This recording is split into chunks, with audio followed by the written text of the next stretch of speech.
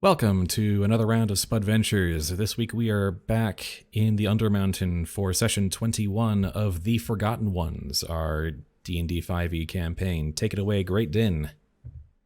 Hello, everybody. Once again, as Spud said, this is The Forgotten Ones, a Dungeon of the Mad Mage campaign with a bit of a twist, and that our player characters, all started with amnesia, and they're unraveling their past.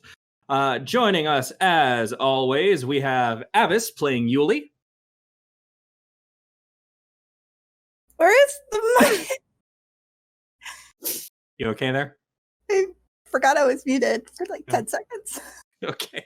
As is tradition. Mm-hmm. We have Azure playing Lander Brightwood. Hey. We have Digo playing Victor. I am actually a skin suit with squirrels inside. Wow. That explains it. I knew it! We have Newbiespud playing Usk of House Castellaner. Hi. And we have Space Jawa playing Jhank. Hello. And when we last left off, our players had made their way down to the third floor of the Undermountain. They had encountered a series of drow and started a bit of a war between them and the Xanathar Guild occupying the same floor. And as a result, I tried being nice, and it backfired horribly. You did. It was just the good instincts on the wrong people, unfortunately. The lesson we learned is don't be nice to anyone. I disagree with that lesson, but I suppose... I also disagree. I suppose it's on me for teaching that lesson.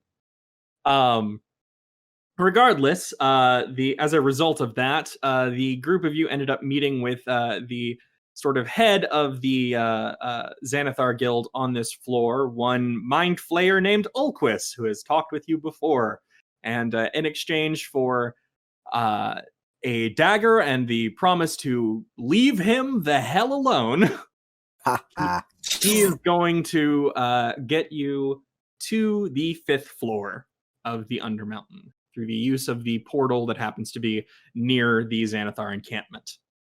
So as a result, he informed you that he needed a bit of time and that you would be requested to wait in Skullport, which you did, and used your free time to sort of dig further into your past. Yes. And in Jhank's case, a bit of his future. So, who would like to share what they learned first? Well, I mean, I guess before any of that, Usk would have disappeared from Felrax's household in the late evening and wouldn't have gotten back until the early morning. Not that you could tell that much in Skullport.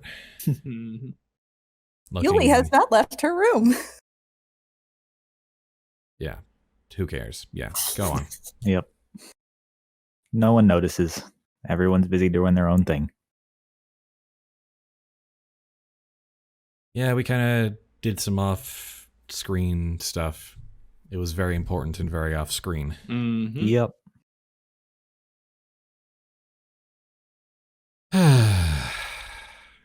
I got a new power. I'll be honest, You what? Mm-hmm. One at a time, please. One at a time. I didn't even hear that. I'm not even particularly eager to share, to be honest.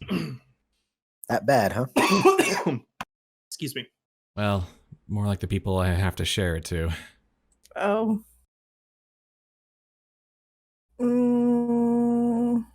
You don't necessarily have to share. I was for those of you that want to, you can. The audience will want to know. The audience will want to know, yes. Yep. Well, But they aren't necessarily obliged to get it. I'm sure it will be revealed sooner or later. You can also just keep it hidden until other things start to make sense. Mm-hmm. Or until it backfires on us all. Yeah. I don't think there's anything in your particular backstory that can backfire more than, like, in a bigger way than is already known. I think. It's not so much backfiring as, exploding with the apportioned amount of explosive potential it already had. Yeah, I think so. But if you do not want to share, you do not have to, Spud. So I think just the air in the morning is just very awkward and tense. Just for everyone. probably. Feel about as awkward as it feels right now between us players right now. Fair enough. Fair enough. I wasn't aware there was awkwardness in the air. That makes sense. Wow. Everyone looks sullen. Jhank's just like, pass the bacon, please. Speaking of Jhank, Jhank should totally just waltz around and share off how human he looked, and then get everyone out of their freaking rooms Yeah, what is and get someone out of my head. I mean, no, I don't think he'd be going around showing it off. He'd just be wearing it and acting like everything's relatively normal. Yes, I am normal human. I am normally lizard human. The lizard people, they're finally here. They removed themselves from the Suez. Jhank has gone full space lizard. Mm-hmm. Illuminati confirmed. I don't want to get into conspiracy theories. Please no. Please no. It is no longer a conspiracy theory. It is proven. Jhank has made it real. Fair enough, I guess. Human Jhank is about 5'6", average build with olive skin and a secretive air. Soft blue eyes, short, thick, light brown hair that features elaborately shaved patterns. He is at least one version of the pinnacle of human beauty. I may not like it, but this is what it looks like. We got a new human. That you do. It also changes your voice. It does. Wow. Okay. I'm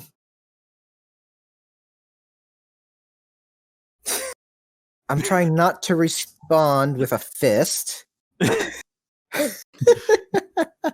I'm kidding. You are very... Actually, you're not very anything. You just seem so, mundanely average human. That's actually not a bad thing, in a way. Well, given that the idea is to disguise myself, that is probably a good thing. Yeah, and you could easily just walk with a crowd, and I don't think anyone can pick you out for a reason. Yeah, but the second he opens his mouth. Yeah. That will probably be the tell.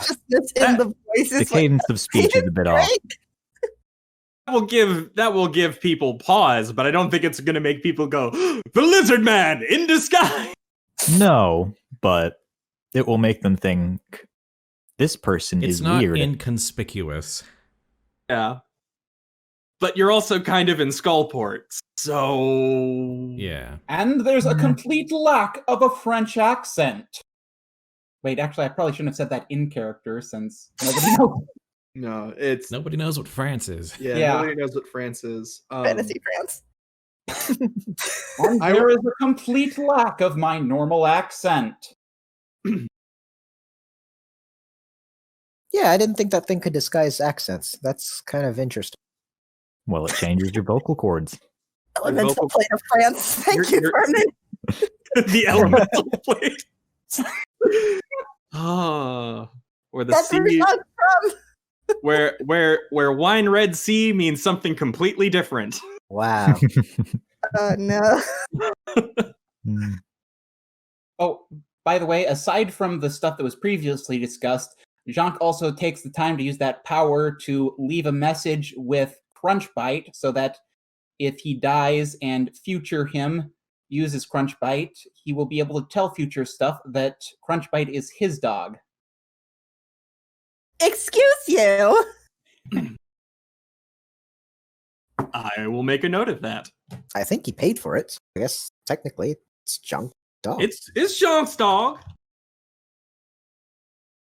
Yuliy may claim that Crunchbite is her dog, but Crunchbite is a dog that belongs to Jhank.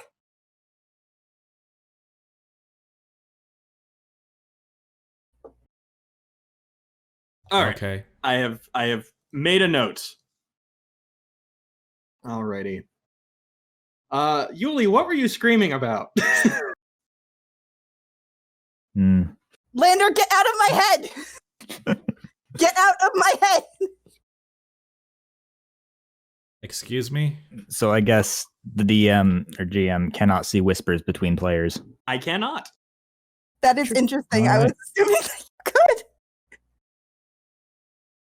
Nope, I cannot. That's Well, that makes things a bit more difficult. Lander Anyway. has literally been speaking in Yuli's head, and they have not been in the same room. I don't even know how you whisper. You right click Telepathy. the Oh name. yeah, you can right click and then it'll be that little symbol there. Or you can Yeah. just type /W and then the And then the person's player name. name. Yeah. Yep, there's a bunch of different things you can do. We learn new things every time. Yep. Yeah. Yeah. So I learned one of my previous patrons is Formal Hot, or however you pronounce that. Formal Hout. Yeah, Formal Hot. And Who is? A great old one. a star. It's an Cool. eye looking thing. Yeah. Pretty It cool. always is. Well, It it's always is. I mean, in this particular case, it's based on a real star in our solar system, which I Oh. will link. I've posted in the Twitch chat. Yes, it has this like ring. It has like rings of debris around it. So Yo, that's actually really cool looking. yeah, when it's looked at through the like not microscopes, telescopes that can identify chemicals and elements in the sky, it looks like that. Or there's another image where all of that blue stuff is like a brilliant red, so it looks like the Eye of Sauron. All right, that's So- pretty cool. Basically, past me learns how to make the pact with that useful even when I don't have a pact with it. So now I have the benefits of having a pact with Formal Hout. Huh. So you basically conned a higher being out of power. No, it just doesn't really care and just gave me a bunch of knowledge. Only some of it stuck. What he Not has, very focused. it's the ability you get at level 1 with Great Old Ones, right? Just Yeah. this Yeah. extra Some message. some breakups with patrons are cleaner than others. It's Yeah. let me just find the specific names I gave Formal Hout.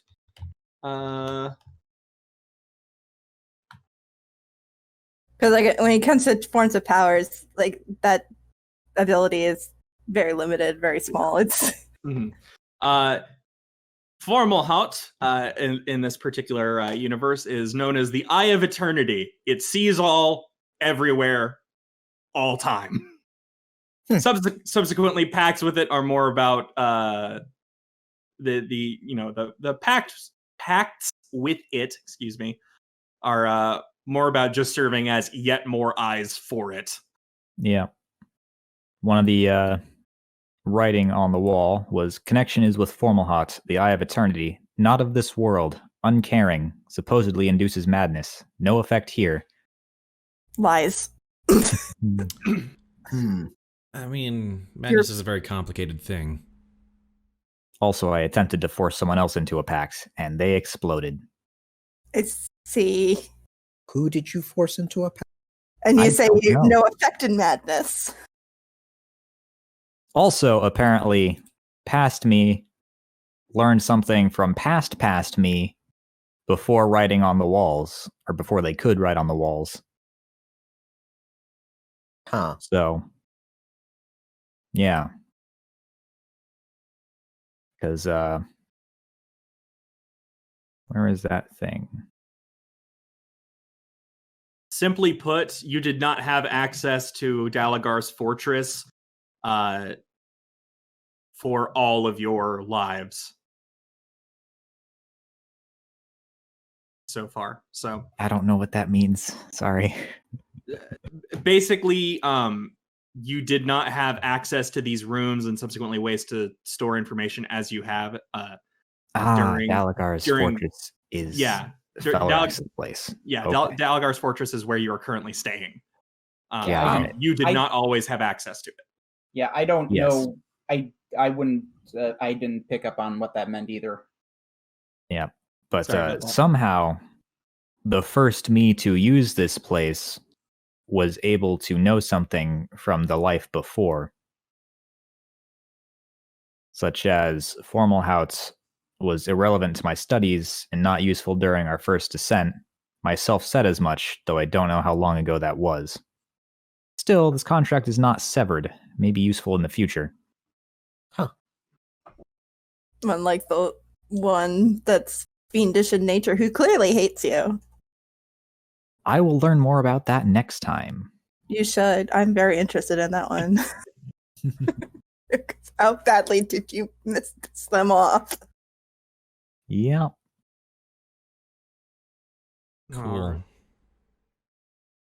Theoretically, I could be able to give some of you guys the benefits of the formal hot path as Pass. well. Pass. It's bad Because, enough hearing you in my head. Uh-huh. But then you could also force your thoughts onto everyone else. Yeah. I would not subject anyone else to that madness. I mean, you got to admit, drunk karaoke telepathy would be pretty funny.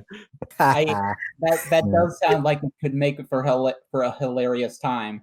Maybe if and when we get to the 10th floor, we'll come back to this. Put it as a pin on your stupid board. 10th. My board looks Past like me it can- theorized that the reason why the person exploded was because I was not currently connected to the patron, and so it was ungrounded, and too much magic flowed into them, That would make causing a Okay, so- magical combustion. For reference, our reward for reaching 10th floor is drunk telepathic karaoke. Perhaps we'll come back to it. I'm not promising to do it. I might promise that I Or might we'll come up consider with it. a less ear-grating idea. It is already in my notes. No, I'm teasing. I'm teasing. I know. Right. No one wants to hear my singing. Okay. Yuliy, do you want to share?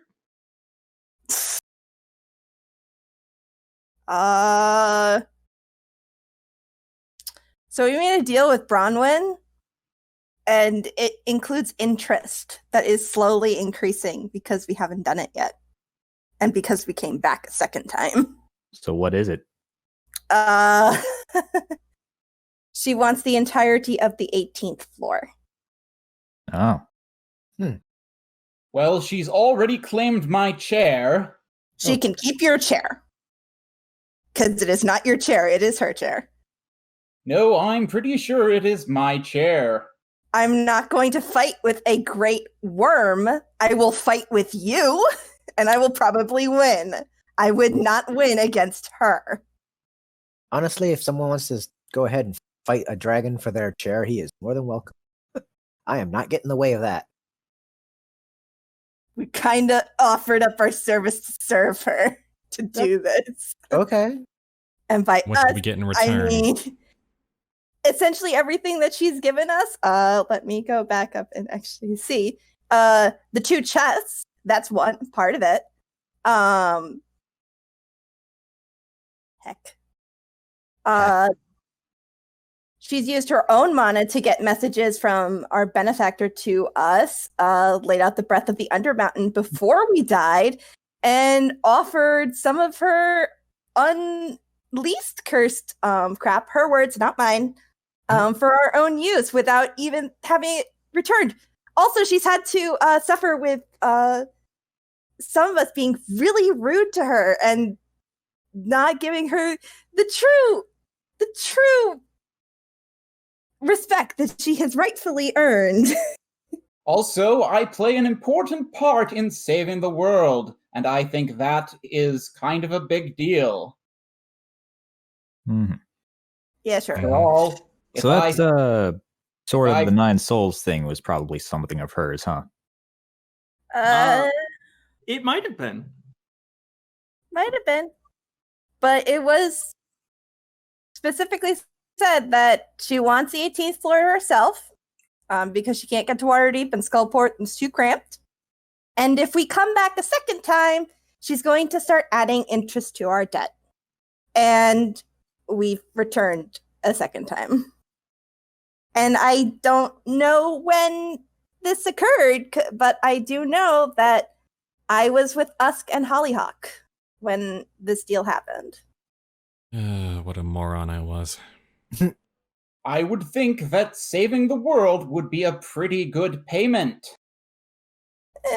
She's lived a really long life. I don't think she cares.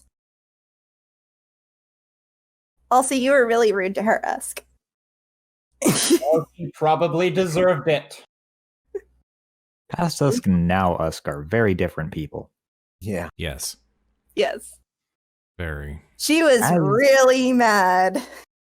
Really, really mad. I mean, we were seconds from having lightning scarred dust corpses on the floor. Mad.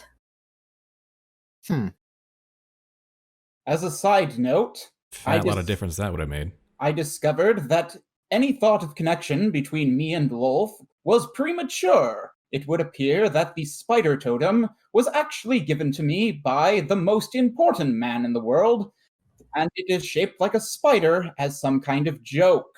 Past me did not get it, but I think I do. And? And what? What's the joke? I believe it is a matter of irony, perhaps.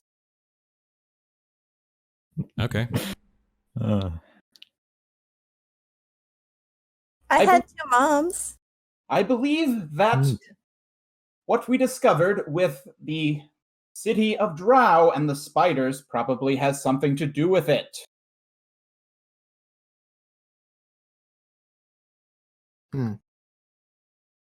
So what did Victor learn? A little information on level 5 and how I first came upon the book. Oh, so we don't have to ask that question. I was not. So how did you find the book? I have written down a play. Oh. Quite A play? terrible. Nah, just okay. It was kind of overnight. I kind of fell asleep and almost dreamed this, but it feels like this was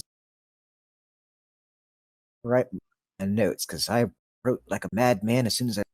Okay, so I was settling in the book, and I felt like this kind of energy buildup, body, and kind of about where I was zapped yesterday.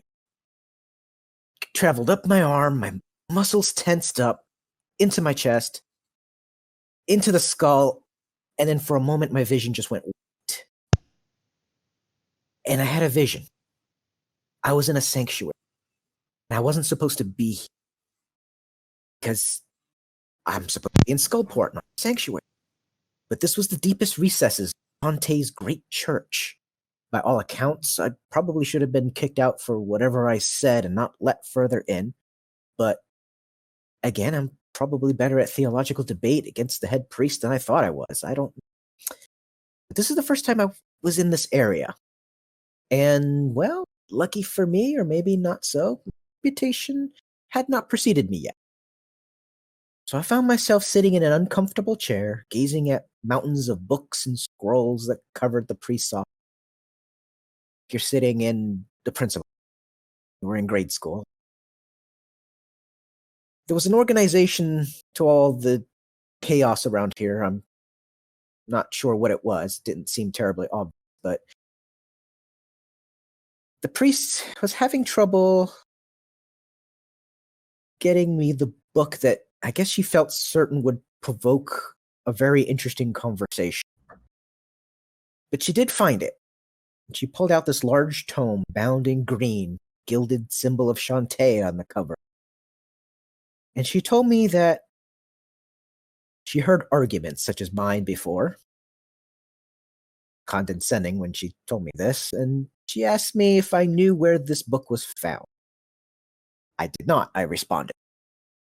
Well, the book came from the Emerald Enclave, or rather, what's left of it after its leader declared war on the church and the surrounding land 2 years ago. I remember where she gently tapped on the lower part of the cover where 2 names were seen.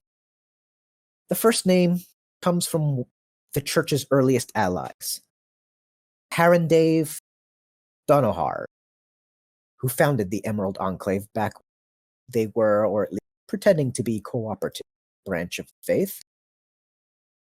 The other was the last druid that was in charge of the Emerald Enclave, Elardin Darovik. Supposedly, this book had the complete doctrine of their faith written inside. She asked me if I cared to open the book and see what was inside. Open the book, page after page, nothing but blank. Told me that it was a doctrine of nothing. For that, hundreds of people were. Kind of felt my body tense up at that moment. She told me that it's not one to dissuade debate. It's important to examine this. We cannot do it in isolation. We end up as Enclave did. All she asked of me is that while I hammer out my faith with the rest of the Enclave, that I take care not to let the resulting sparks start a fire. She would be happy to organize a time to further discuss my interpretation of the text. She asked me if I found that agreeable. I nodded, because what else could I really answer with?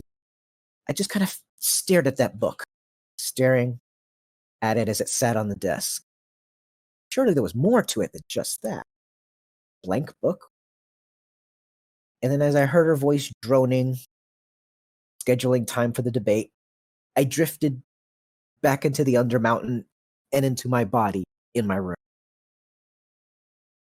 I felt that this was some memory, vision of something I did in the past, how I first came upon this book. So the first time you saw it wasn't necessarily the when you got it. Apparently, I was already having trouble with the church. Apparently, I questioned some of the beliefs. A different way of interpreting things. Trying to steer me in the right direction that I didn't turn heretical. And it backfired.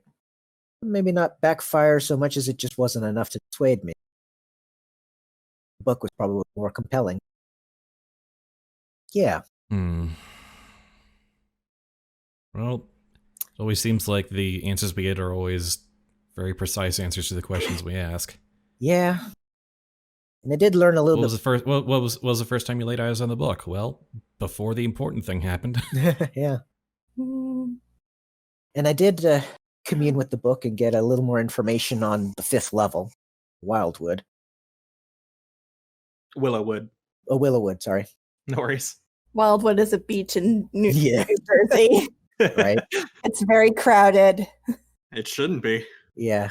I'm mistaking the 5th level for the 14th level. All right, so 14th level, New Jersey. Knew it. Anyway, reading here what I wrote down. The master and namesake of the Willowwood is most unfortunate soul, a moon elf who remains in the Undermountain through the chains of guilt she has wrapped around.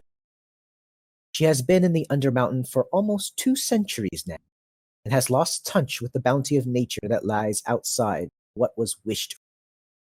She makes Yikes. Yeah. She makes peace with what lies that she speaks to herself and instills in. She can be reasoned with. She will gladly escort you through her realm, should you prove a friend. But should you seek to disrupt the fragile order she maintains, will not hesitate to have her small world you apart. Willow could provide a valuable ally should you warm her heart, or should you prove the end of your journey, especially with the gift recently. kind of cutting out a little bit. Willow could prove a valuable ally should you warm her heart. Or she could prove the end of your journey, especially with the gift she has recently obtained. I wonder what that gift is. I am not sure. Maybe that gift is a person. Hope Because Hollyhock not. is there. Yeah. And if Hollyhock was anywhere as powerful as us or more so as we got down to the 13th floor and then she made her way back, she probably has plenty of treasures to bestow on anyone. There's a definite possibility if we go to the 5th floor and if she's not causing problems, she might cause them for us if she's befriended Willow and sees us as a problem and then turns Willow on us. Well, there's a different entry of the Willow Wood that apparently a dragon with a sword lodged in its skull. Dragon's not all there. That sounds painful. Yeah, he apparently, whatever group I was with at the time, the dragon attacked us, blinded by confusion. Now, was that sword in there before or after it attacked you guys? I'm thinking before. That said, surviving with a sword in your head is still an impressive feat. I wonder what happens if we take the sword out. Do you think it'll be happy or would it just die? My theory is that the dragon is under Willow's control. Oh. Well, yeah. I feel like we learned as much from Ulquist. Yeah. Ulquist. Removing that sword would remove her control, and I think she would get upset. Oh. That sounds like And also, removing the there'd be a sword. very in pain and wrathful dragon on the loose. Yep. Rock hard place. We're in the middle. Yeah, sounds about right. You have all been warned. Yeah. Yeah.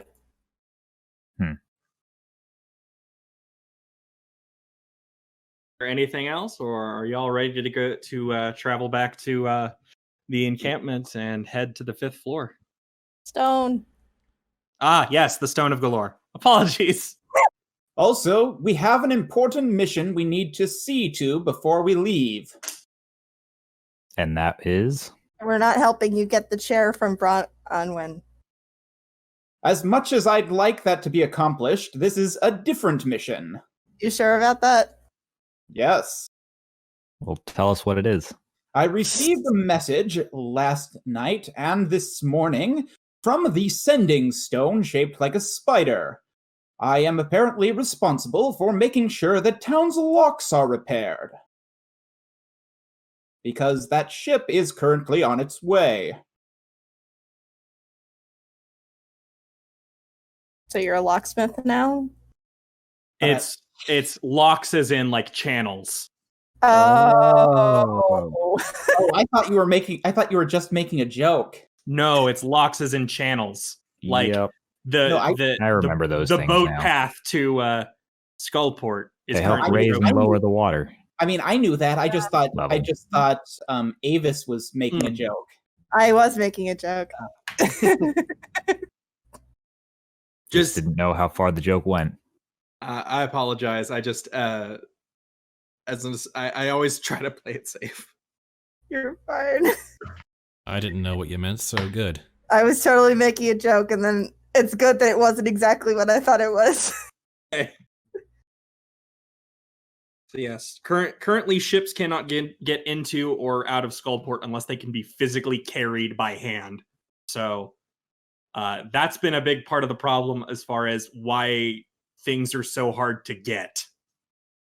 That would probably actually be very good for the development around here, and yeah, that would actually be a good thing to help with infrastructure here. Mm-hmm. If that's within our abilities, anyway. I think it's Skullport, and that really wouldn't make a difference. But yeah, regardless. It's a mission Jhank has been assigned, so It wouldn't help with the overpopulation problem, but it would help with a scarcity problem. Mhm. That yes. it would help with the future save the world problem, and it would give us access to a ship. Care more about the future save the world problem if you were less coy about it. To be fair, there's only so much Jhank can say. It's not like Jhank fully has all the information there. I know, but still being coy about it. Being a little, more than a little smug about it. Mm-hmm. Jhank is being Jhank no matter what form he takes. This Fair is enough. true. Righty. So yes, Saving the world is a very important job. it is. Yep. There are Um, other things we're saving though, as well. There's a lot on this docket right here. It's a really long list of things we're doing. We're getting to it. And yeah.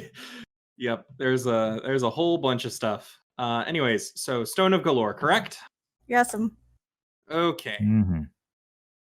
Rock and Let me roll. just- Did anyone else have a question? Me. I wrote it down. I have yours. I Okay. literally took all of the ones that I put down. I added yours. I took out the one that's already been asked by Victor. I have 5. all right. Unless someone else has something else they want, I'm just gonna take 3 off this list. Mine wasn't important, I think.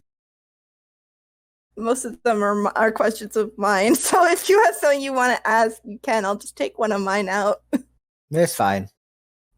Okay. I'm offering I'm offering to everyone else, so I don't monopolize it. Remember to write down everything that you hear. Mhm. Yep. So far, I think we're like 0-4 for remembering what we do when we touch that rock. Kinda, yeah.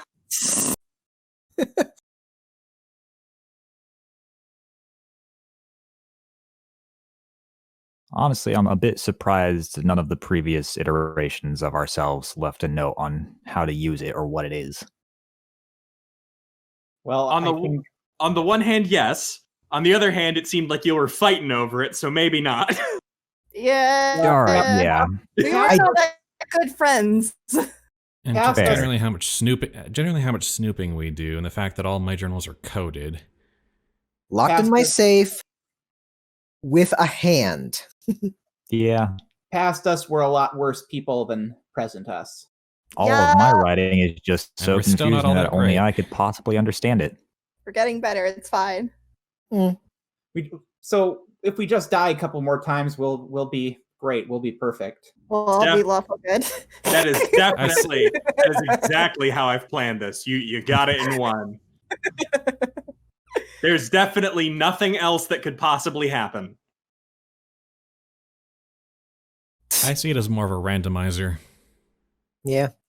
That's how I've taken the lovely list that Din has given me of my entire wine rack is just a roll down.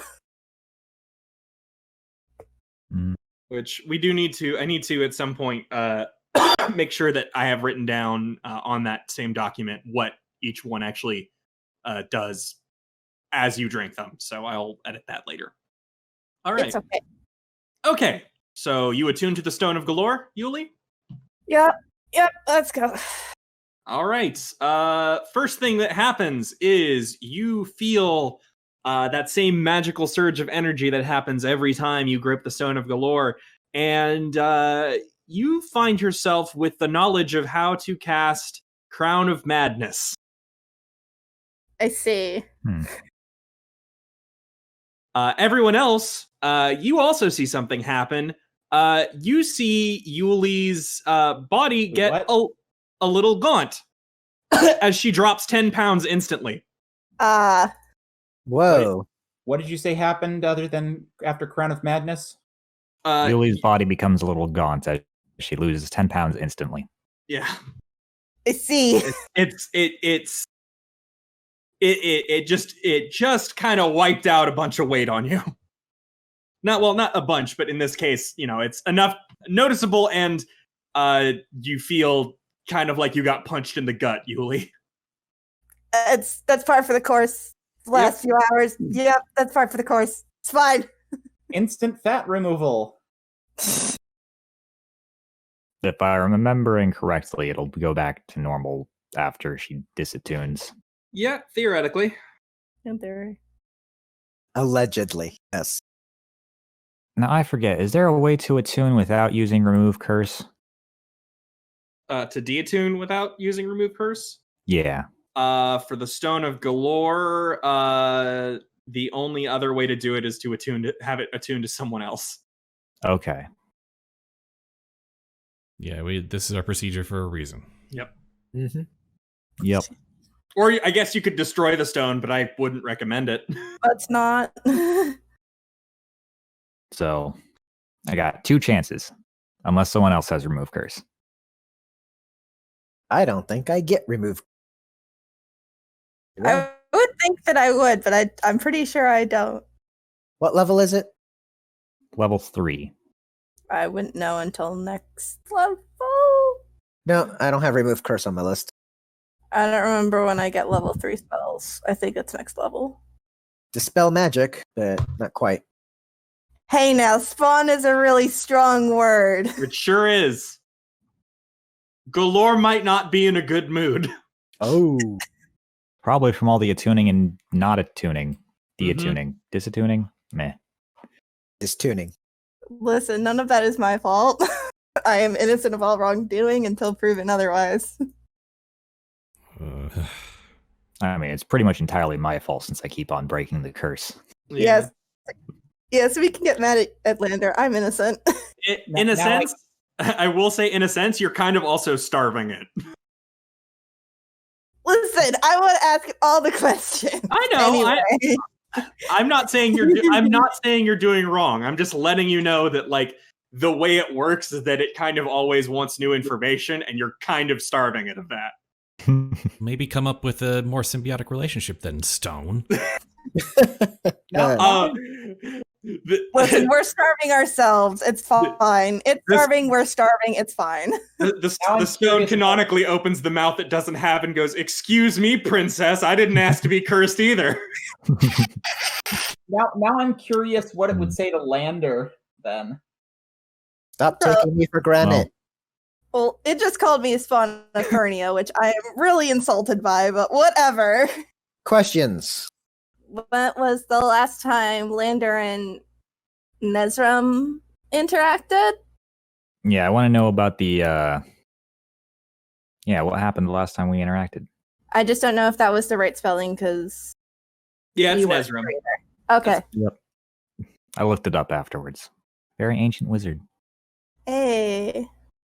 So I guess one thought is, while we're waiting for this to happen, level 5 is going to be a significant jump in deadliness. Yep. Yeah.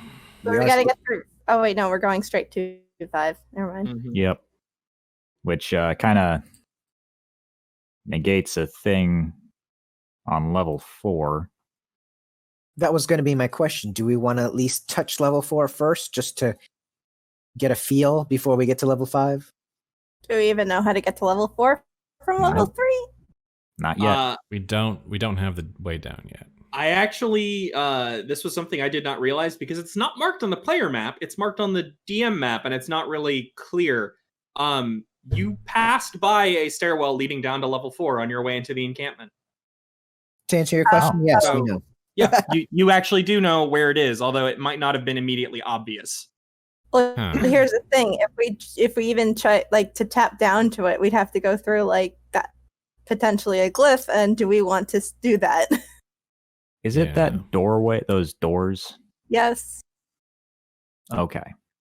Alternatively, if we go down to level 5, we go up the stairs to level 4 and poke around there a little. We still would have. They're more like they're more like supermarket scanners, only they can potentially kill you. Mm-hmm. Yeah. Are there any boons on the glyphs? There are. They can actually. It's a random chance whether it's a pro or a con. And we have It is terrible luck. This dungeon is a living roguelike. Yes. I have a response. For example, the double damage that you are no longer taking, fortunately, could Yep. also be reversed into resistance against everything. Yeah, it's pure resistance to everything, if I remember properly. Ooh, that's nice. Yeah. Now, if that was added with Yuliy's additional magic resistance, would that be immunity or 1/4 damage? I would probably say 1/4 damage. I feel like Alright. immunity functions differently. Yeah, Yeah. this is not immunity. It's essentially it grants resistance to the magical damage. The weird thing Yeah, I was is, just curious if 2 resistances were immunity Two. or if it was multiplicative. It's The weird thing- multiplicative because if like I got hit by fireball, I'd take a 4th because tiefling automatically gives me fire resistance. And if you had that more resistance, you would take an 1/8, Yeah. Yes, it kind of gets crazy. Anyway, but you the would weird still take thing at is, least I heard 1 damage. Reversal of taking extra damage, and my thought is, oh, you deal double damage.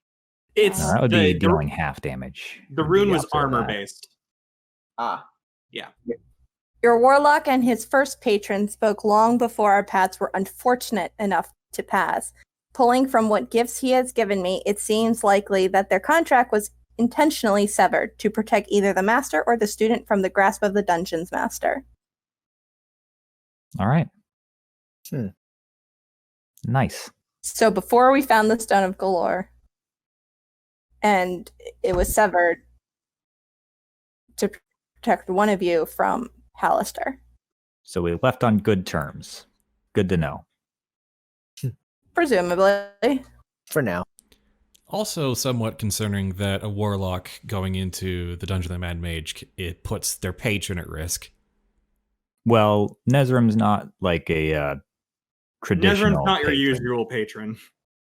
Nezrim also an old wizard. Yes, a very, very Fair old enough. wizard.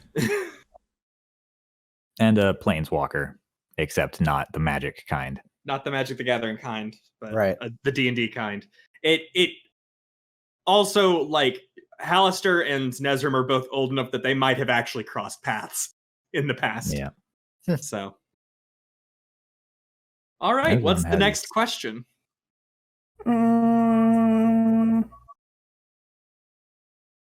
Connection You wanted to between ask Halrua the, and the Feywilds. What were you saying, Azure? No, I was going to say the Halrua one, because Yeah, remember that that's being it. important. Yep, I'm asking it now because I wanted to ask yours first. Because the third one is Thank now, you. like, I guess, up for me to decide. Does that answer your question, Yuliy? No. You're holding this connection above me. Connection of Damascus. Remember, write everything down or you'll forget it. No, I'm You'll- gonna. I will. I am going to. I'm just trying to make sense of things before I think. I mean, this is more of a me one, but I'm still gonna say it out loud because maybe someone else could pull something because I am certifiably stupid. Yeah. I don't think you're stupid. Again, the stone kind of has to be a little vague on things. Yeah. I know, and fair, like- I should have remembered this fact. To be It's fair, like the worst. Go on. Of all the ways we have to gather information, to get like the most accurate information, not colored by any one person's thoughts. Yeah. Listen, I'm fully accepted now. In order to get everything that I fully want, I just have to drink myself into a coma. It's fine. Right. Oh, The kingdom of mages and the realm of Fae had no connection until recently. The land is coveted by many, and it could prove the turning point in a dispute between those who fashion themselves above the petty disputes of mortals. A seed was planted in the kingdom, but I suppose you already knew that. Hmm. Yeah, because I did something bad. I did something real bad. I don't know what it was fully. It was bad. I had feelings about it when I picked up that stupid dagger after we killed the high priestess of the Lilith cult. I had a very upsetting memory at being outside my home waiting, knowing that guards were coming to get me, and knowing that I couldn't go back. So I did something really bad.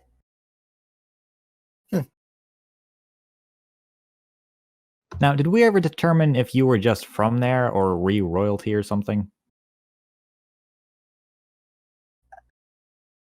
Still up in the air, sounds like. Yeah. All right. Yeah, there was another thing I did yesterday other than drinking. My mask almost ate me. Ah. We'll get to that because I still have one more question, and I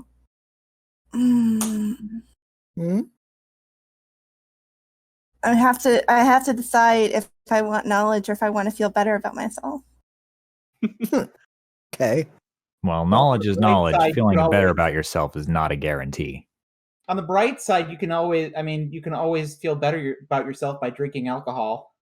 The last time I drank alcohol, I had an image of a very angry dragon yelling at me, and then the feeling that I couldn't go back and knowing that my mothers were back home and happy, and I was not. So yeah, drinking totally makes me happy right now. Thank you, Jhank.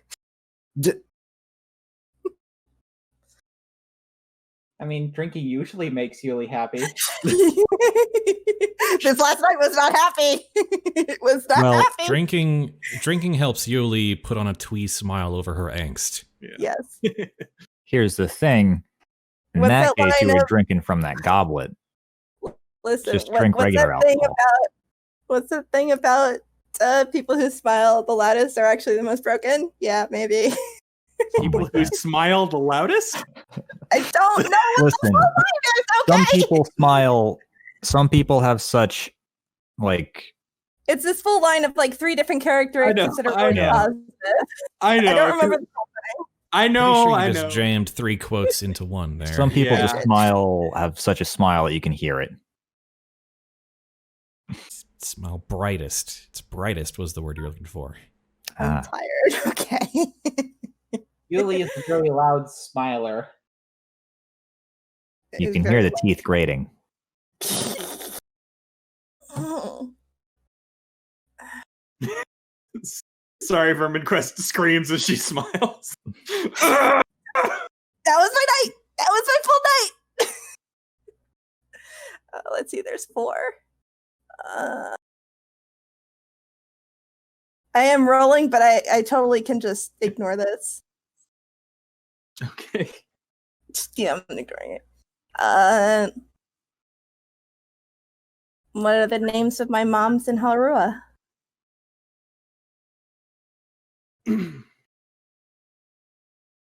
Alrighty. Give me just a moment. I'm trying to think, is this one of those things that the stone can even kind of be ambivalent about? No, you can't. That's a question with a definite answer. Mm-hmm. Would the crown even know the answer? It would, because I know the answer. If you know the answer, then why are you asking it? Or are you saying past? No, I the mean, answer?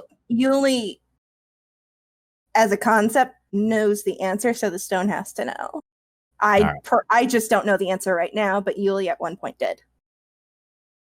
Which is really upsetting that I don't know their Yeah. names now. Rock knows more about us than we do. Yep. Not our fault. No. Keep it in mind. Smart Rock. And as far as I'm concerned, I'm just not that person anymore. You know, that's a very good way to look at it. Oh, I know I'm not that person anymore. I still want to know their names. Ask your mom. I'm adding some extra detail because why not? Because otherwise this answer could be answered in like Half a single half- sentence. Yeah, pretty much, yeah. 2 to 4 words. Mm-hmm. Oh, that's telling. So would any of us know anything about Halrua? Yes, you would. But specifically, the thing that Victor discovered recently is that up until recently, at least by the time he met Yuliy, the kingdom of Halrua was thought lost. So how long after the spell plague is this? Centuries. That's the thing I learned about recently. Okay. Whoops. The date here is roughly like 14 something. I have it written down. 1492. Okay. And the spell plague happened in like the 1300s. I don't remember the exact date, but Yeah. So I actually reopened that note just after you posted that. Mm-hmm. And the first thing is the title that Yuliy introduced herself to Victor as. And I thought it was the same. I thought it was the same word. It's like, oh, it's not, but it's similar. You had a Which note? theme. Sorry? Your birth mother was Mahala Lifebringer, a tiefling who saved the life of the Mage King of Halrua. Your other mother was Brynhildr Steelbane, former captain of the guard for the city of Neverwinter. Oh, Jhank's gone. Mm-hmm. Return to us, Jhank. Come back. All right. I know I'm being sappy. I'm Yes. sorry. Yes, action moms. Well, they raised That's- action daughter, so Yeah. They raised action daughter who did us stupid. yeah, possibly. No, damn it, Vermi. No sappy lines allowed. Nope. We Vermi and I have watched a lot of Arya, and that's a common line in it. Alrighty. So yeah, that's your 3 questions for legend lore. Yep. I just find it really funny that her my birth mother's last name is Lifebringer, and I introduced myself as Lightbearer. Yep. So it's very interesting. It probably means nothing, but I will take it. Well, that's that. Yep. So do you want to talk about what you learned, or do we want to talk about how my mask ate me? Who learned what? Or Usk. I think as we established, I don't think Usk wants to actually talk about it. So Still thinking about it. yeah. Fair enough. But this makes me question what would happen if I went to Neverwinter. Oh, moot point now. I know. I have these small stupid thoughts. It's fine. So it's threatening us, first of all. The Rock? Yeah. It says, before your associate severs our connection, know this. I will not be designated by my race stone. Thank you. I will not settle for this starvation much longer. If you do not provide me with sustenance soon, I will have to force my hand. Well, to be Any- fair to us, it's kind of hard to get new information until we know what we used to. Is it just me or For anyone, or is For anyone you, else? yes. So what? We have other people hold the stone? Yeah, that's kind of That- what it's implying. Yeah. Okay. Is it just me, or is anyone else actually curious as to what the stone forcing its hand would actually involve? I don't want I- to learn what that is. Yeah. Not interested So, in like- finding out. So what? Next morning we just toss Felrax the stone? Theoretically, that could work. Considering what it can do minorly. Or someone chooses to permanently attune to it. I don't think that would be helpful to it. The stone gets as much sustenance from like the morning attunement as it would from being held all day. The thing about the Stone of Galore is that it wants to absorb as much information as possible, which means it wants to get in the hands of as many people as possible. Hmm. And So- Yuliy tends to be the only one holding the stone, so thereby we're kind of starving it, giving it to just Well. one person. I mean, Yuliy held it and I've held it. Yeah. Yeah. Only 2 people have held it so far. So Yeah. It wants a game of hot potato. There's 3 other people that it sees as food. Well, Yeah. they might. I don't know. Honestly, it least. would probably get the most from Jhank. From Jhank with his future visions. Jhank has no interest in holding the stone.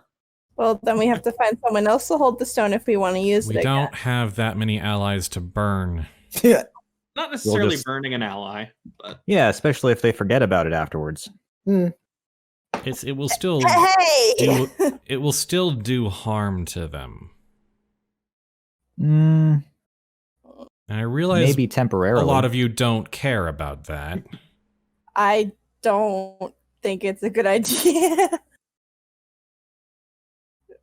Honestly, I was only talking about us.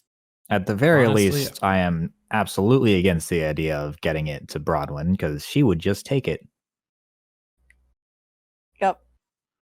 I would rather get rid of the stone at this point, if I'm being perfectly honest about my feelings on the matter. So back in the box? Do you think Back in she would let us use it if we gave it to her? it's a possibility. It I- would certainly be a valuable addition to her hoard. I think it would be. I think that we owe her far too much, and she could totally say no, and that would be justified. Yeah. Well, then there'd be no harm in asking, other than her saying no.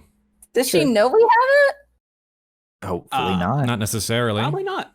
Here's the question: if we asked and she knew we had it, would she just come and claim it anyway? Mm, I don't know if she leaves her house. I mean, she acquired the chair. Through The the chair. chest. her. Yeah. Through the chair.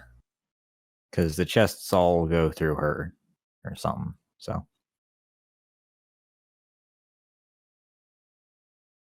The whole chest system is of her design, so she has access to all of them. Mhm. Right, but I imagine she still had to leave her house in some way to, well, No, I'm pretty sure. She's got Phenomenal a cosmic power can get through a few All right, walls, I'm fair- sure. fair enough. she's got a chest in her house. Like Fair you enough. haven't seen all of her house. It's hard to. It's buried in stuff. It is buried in stuff. She's also got Felrax who could just get it for her. Also true. I think that she might not know. It certainly would pay off a bit of debt if she actually wants something like that. Mm, And And we get rid of it. I'm sure they could work out how to feed the stone on a regular basis, and it would find Bronwyn to be a quite valuable source. I mean, yes, she's been around since the spell plague, so yeah. Yeah.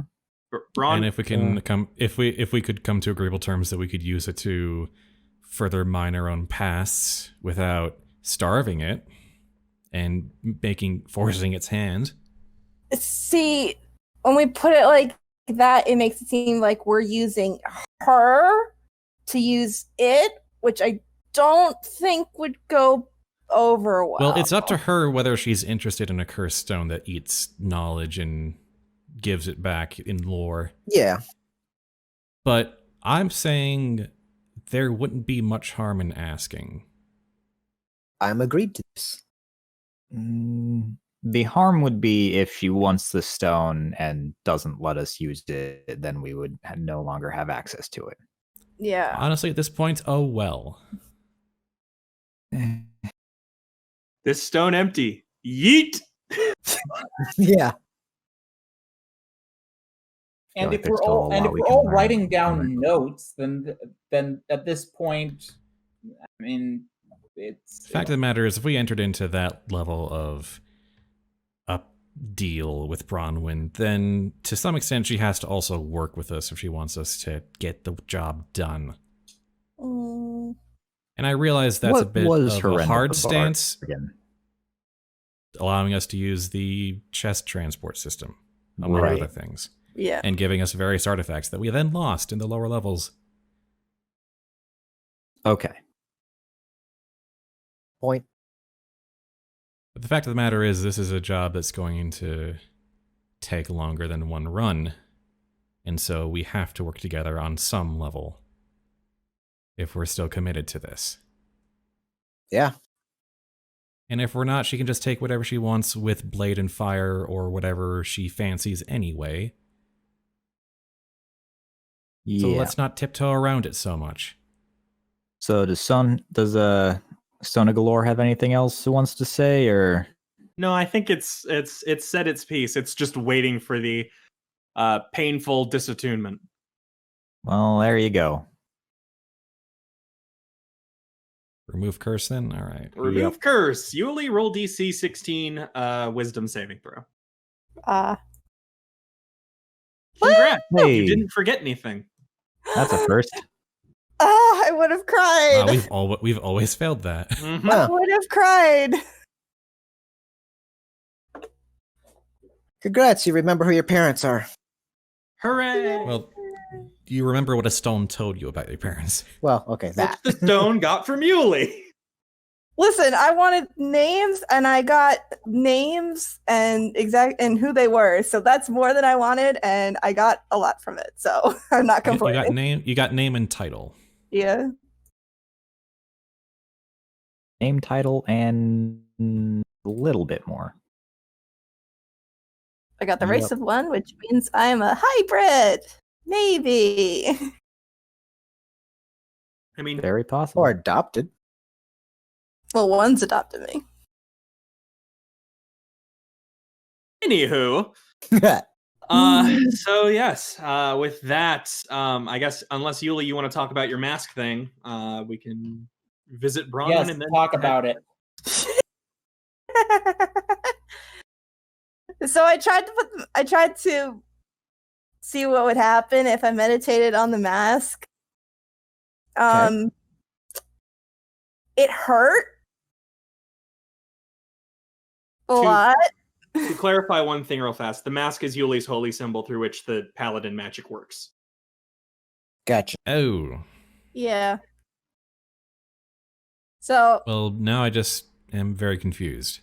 Also has like some sort of connection to the Feywild, yeah, so or I was at trying least to the Fairy King. I was trying to focus on it to see if I could glean anything from it in regards to that connection. And the first time, when I first looked it over, I could just feel the pulse of the Feywild from the mask, like a heartbeat. And if I let go of it and like left it somewhere else that was not near me, the feeling got fainter. And then it would pick back up when I picked it back up. Like as if it was starting to stop, which is interesting. What does that mean? I don't know. So then I tried to concentrate on it fuller, like take like a 15-minute power meditation. And it felt like it hurt. And it was like things were splitting apart. And then I saw a lot of green. It smelled like ozone and ash. And then something. Would you say it was it spoke this, or just I felt the not yet, you are not ready? It was words that were not words, so it's more of a feeling. Okay, so it did that, and then it dropped to the ground like I had, and it felt like I hadn't been breathing for 2 minutes, and then I did it again. Because why not? Science, because silence, and I'm not stupid, and because I am stupid. Yuliy is brilliant. Yeah, I'm the smartest person ever. Anyway, it hurt a lot more. It felt like mana was being pulled from my muscles. Blood was moving backwards in my veins. Felt like the mask itself was growing. It didn't. I opened my eyes at one point. It didn't seem like I was in my room, and then it felt like something reached through my skull and ripped the mask out, and it was mad at me. Also, it's got like 7 blooms on it right now. Not blooms, buds. Buds. Well, you use blooms in the one I'm reading right now, but Oh, whoops! okay. Did I? I meant buds. It's okay. But Yes, it looks like flowers are like the beginnings of flowers are growing on the antlers of Yuliy's mask, which, as you're all looking at it, you notice looks slightly longer than they used to be. I'll grab the picture. What kind of flowers? Can't tell yet; it's too early. You mean As the I said, they're horns- just buds. So, the horns of the mask look longer? Yes. Just that without the plating in the back, and the horns look more like an elk. Oh, Does- okay. Does it include the leaves? It so there are some leaves on it, yes, but not Probably so at this many. point. does that face look familiar to me? Why not roll? Roll, I guess perception. Okay. Because the thing about it is it is perfectly fitted to Yuliy's face, so there's gonna be some variance, even if it is. But yeah, you can tell it's definitely based on the Fey King. So yeah, Is we might get there, our powers like, a- from the same being. Okay. Well, we already semi-established that, but we also established that they don't like talking about me, and they wouldn't tell you why. Yep. Which, given what I've So- just found out, I really don't like. We knew you had So some you're- connection, but Your paladin patron is not terribly fond of you. well, I wouldn't say that. Define patron. I would The say thing more which like you worship and gain your power from. I worship and protect the light of all the world. All right, the means by which you channel that power. My sentence does not change. All right. yeah. For what it's worth, I'm this might have been a little unclear. When You don't say. when the king sort of moved dodged the question, it was less anger at the thought of Yuliy and more anger that you're asking about it, I think. Yeah. Is the better way to phrase That's it. what I got from it. Not so much he doesn't like Yuliy, more like he doesn't want people prying on the relationship there. Yeah. Well, what if you tell him that I'm asking? I still think he wouldn't want me to know yet.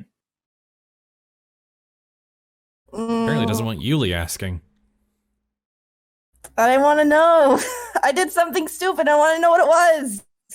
Like, really stupid. Well, I know I do a lot of stupid things, and there's probably a list of things that people could go back and tell me what I've done, but I want to know what this big stupid thing was.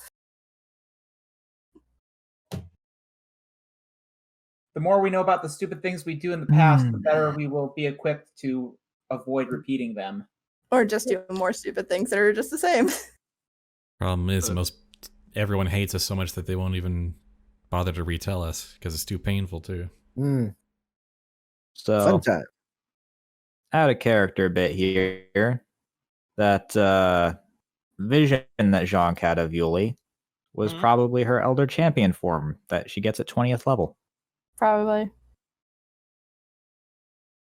And I I'm feel sure like that I feel like the warning was also that. Just a vibe I got, but Warning, you're going to hit 20th level. warning, you're gonna become an eldritch spirit, forest spirit. Maybe. Maybe you're half tiefling, half fey. I don't know. Oh That man, wouldn't would that be wild? almost if the Fey King kind was of your father? explain a lot, actually. Yeah, her father is. That makes too many things line up for me. Wait a second, wait. Listen, I'm slow and I just connected some dots and don't know. What an interesting theory. I don't like you, did. The mask is Yeah. of her father. It's No. a theory that I am absolutely not going to bring up to my patron. Never. Are you Yeah, there, that God? sounds It's like a good you. idea. Next week on Lander Explains It All. You are not the father. Lander doesn't quite have the same ring as Maury. Eh. Oh well. Okay, with all that, Bronwyn time or We have locks to fix. yes, also that. Assuming you are capable of fixing them at this moment. Yeah, that's the Well, question. Also, I snuck out in the middle of the night and went up to Waterdeep to talk with Victorio Castellanter. Did you Oh, have fun? It answered some questions I had. I feel like I know the important parts of my pre-Undermountain history now. would you like to share? If you're at all interested, honestly, he says, looking around the room. I I am mean, personally interested. Yeah. More knowledge is always welcome. Completely open and just poured myself out to everyone. Yep. It's okay, Yuliy. Here, I made you a plate. My thirst for knowledge may not be as great as the Stone of Galore, but it is still up there. Let's eat snacks. Let me tell you the tale of a young bugbear who lived in a village with other bugbears outside some human settlement or another. Young adventurers would keep on coming by trying to wipe us out because for some reason, you know, humans think that a bugbear enclosure being nearby means that, you know, danger exists. And so this young bugbear, you know, just kind of wanting the attacks and bloodshed of his people to stop, beseeched the devil Bell.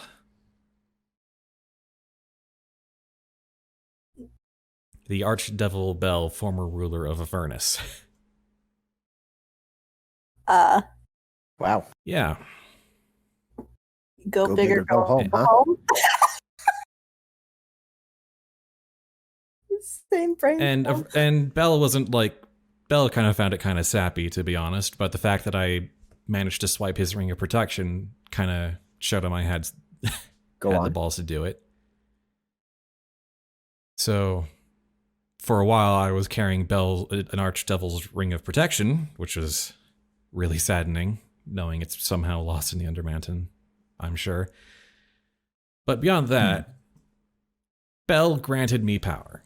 Power that, you know, with my nascent tactical skills, I used to wipe out the forces that were killing my people. Of course, this kind of played into my hubris in dealing with the devil, because that just brought older, more experienced adventurers, because there were rumors of a fearsome bugbear lord who was killing innocents and conquering the realm. And they rallied against me, and I won, barely, losing just about everything I knew and cared about. And, you know, realized, oh, Bell played me entirely, utterly. So I decided to study the power I was given and use it to kill him. Bell, Archdevil Bell, former ruler of Avernus. Nice. I see. And with that done, cut to later, I am in Waterdeep, starving. No village to support me, no devil pact to continue building power from, just making it on as a beggar and a thief. And I make the slight mistake of trying to rob the Castellanters, and naturally I get caught. But themselves being in kind of a pickle with Asmodeus, I think it was... Amalia. Amalia, yes, the matron of the family, who recognized that, oh, this guy's been touched by a devil, but he's not anymore, and they were very interested in that. Unfortunately for them, you got out of it by killing him. Yeah, and there's Asmodeus is not so stupid as to grant someone power that they can use to kill him. That's that's also not the nature of their deal with Asmodeus. But basically, that's how I got into the family. And I have a genuine rapport with them. If my meeting with Victoria was any indication, they're insane, but they're not. They're still my family. Anyway, their deal with Asmodeus was in exchange for, the restoration of the Castellanter fortune, worship of him. Asmodeus also gave them a way out of the pact, and that was to pay 1 million dragons. The catch was that the catch that he was in the fine print that they didn't realize until it was too late was that 1 million dragons cannot be gained using the boon he gave the family, which was how they were getting all their wealth back.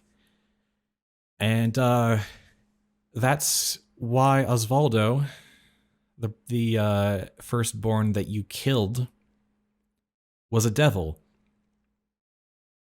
Because they tried to pay their way out of the pact with illegal goods, according to the pact. I mean, it's a fair, in those terms, fine print, that is a fair pact. Yeah. But it's still a trap, and one they stumbled into and paid the price for. I mean, to deal with the devil, what are you expecting? But yeah, I got ya. It just makes me even more curious what devil I had a pact with. One who doesn't like great you. as the others. Well, yeah, but I'm wondering if they're like an archfiend or an archdevil, or if they're just like a regular old, not top of the food chain devil. And so, since that the target of the pact was now going to go to the twins, who turn of age in 6 months or less, for whatever reason, maybe just because they treated me well, maybe because I just don't feel like paying any more blood for devils, I agreed to help them. And being that I was outside of the pact, I could possibly find a way to raise that 1 million dragons and buy them out of the contract according to the devil's own terms. That's why that had to have been the reason why I agreed to help with the dragon heist of what was it called? Sorry. Oh, Lord Neverember. Lord Neverember's Horde, yes. Which got us 500,000 dragons halfway home, right? Yep. Right. But we split it 5 ways. Yep. And then you tried to take it all, and you got me mad. Yep. And I turned Xanathar on you. Yep. Maybe that's why I hid the stone so you wouldn't get info on hiding her. Hey. Mm-hmm. Tied together nicely. Good job. So my share is accounted for. It's hidden where the Castellanters have it. Good to know. Now we just need to find everyone else's share. Yay. Okay, And then we're halfway there. Yep. Here's now how rich are the Castle Lanterns? Very. They are the biggest family in Waterdeep, but all of their wealth is through the boon of Asmodeus. It's worth noting, like, the Castellanters are about as rich as you can be without outright being a Lord of Waterdeep. Yeah. Okay, so so they have enough money that if it weren't for that catch, they could give that money to. Yeah, they already tried, and that's why Osvaldo was a devil. So, if we could get those dragons and give it to him, then the Castle Lanterns could theoretically trade us other money that we could use for the things that we planned to use the dragons for. Oh yes, they would be eternally grateful. We would be their heroes. Okay. And they wouldn't have to pay the rest of the fine in blood. Heh. Okay, so then that does sound like, realistically speaking, getting the Castle Lanterns, the dragons, would be the primary goal so that we can then use their money to pay for other things that need to be done. That's a very good point. Yep. There's also a bit of a time limit is the problem, and that time limit just got more dangerous thanks to my past self. Somehow, someway, I discovered that the remaining balance of the pact can somehow be paid in blood sacrifice, to the tune of, it seems, 100 lives for 500,000 dragons. Whoa. Excuse. That's a How many bargain. lives have been paid? I'm going to guess that they haven't made any attempts yet. They're saving it for the last minute, because, I'm still on my money-gathering mission. Okay. Right. $5,000 a soul. Seems kind of cheap. I'm still concerned Well, because You don't know what 100 people it is the thing. That too. Yeah, I don't know if I wrote a letter basically saying, hey, I found 500,000 dragons and 100 souls to pay off the rest. Oh. I don't know what I meant by that. Oh. I Ooh. see. Well, Oh, indeed. And here's the thing. After hearing all this and feeling my whatever this new morality is now that I have, the naivete of the amnesiac, I don't want Asmodeus or any devil to get any more blood. And frankly, if they do go through with that kind of mass sacrifice, it's not going to go unnoticed. It will destroy House Castellanter. It will destroy my family. Another home destroyed for the amusement of a devil. yep. Their work made manifest on the world again, writ large. Yep, that's... And the only way I can even get halfway out of that is to work with you guys. But you still got halfway. Right now, I'm only a tenth of the way. Well, okay. Yeah. Assuming we can get the rest of Clearly, I never told you guys any of this in the past life. I Yep. tried to do all of this in secret. Because, past us were idiots. Hey now. and frankly, the House Castellanter has many reasons to not be beloved. Well, No, wait. Yuliy, you said you took revenge on me. Yep. yeah, I did No. tell you. And I knew. Okay. Because there was a lot, and that's what I've been just like trying to hum and haw about right now. There was a line in the memory I had when we were with Bronwyn, because first I offered my life, and then Hollyhock followed suit, and then so did you. And then there was a line that I said, it's like, what's one more deal for you? And the tone, and considering that I fully turned the Xanathar Guild on you because you took something from me, I knew, and I didn't like it. Now we really need to know what us took from Yuliy. The stone. If it's just the stone, then that is... I'm The stone has all the answers. Yeah. Anyway, I need to drink in- more, but bit of better news. We probably a safe bet that Jhank's portion is coming soon with that ship.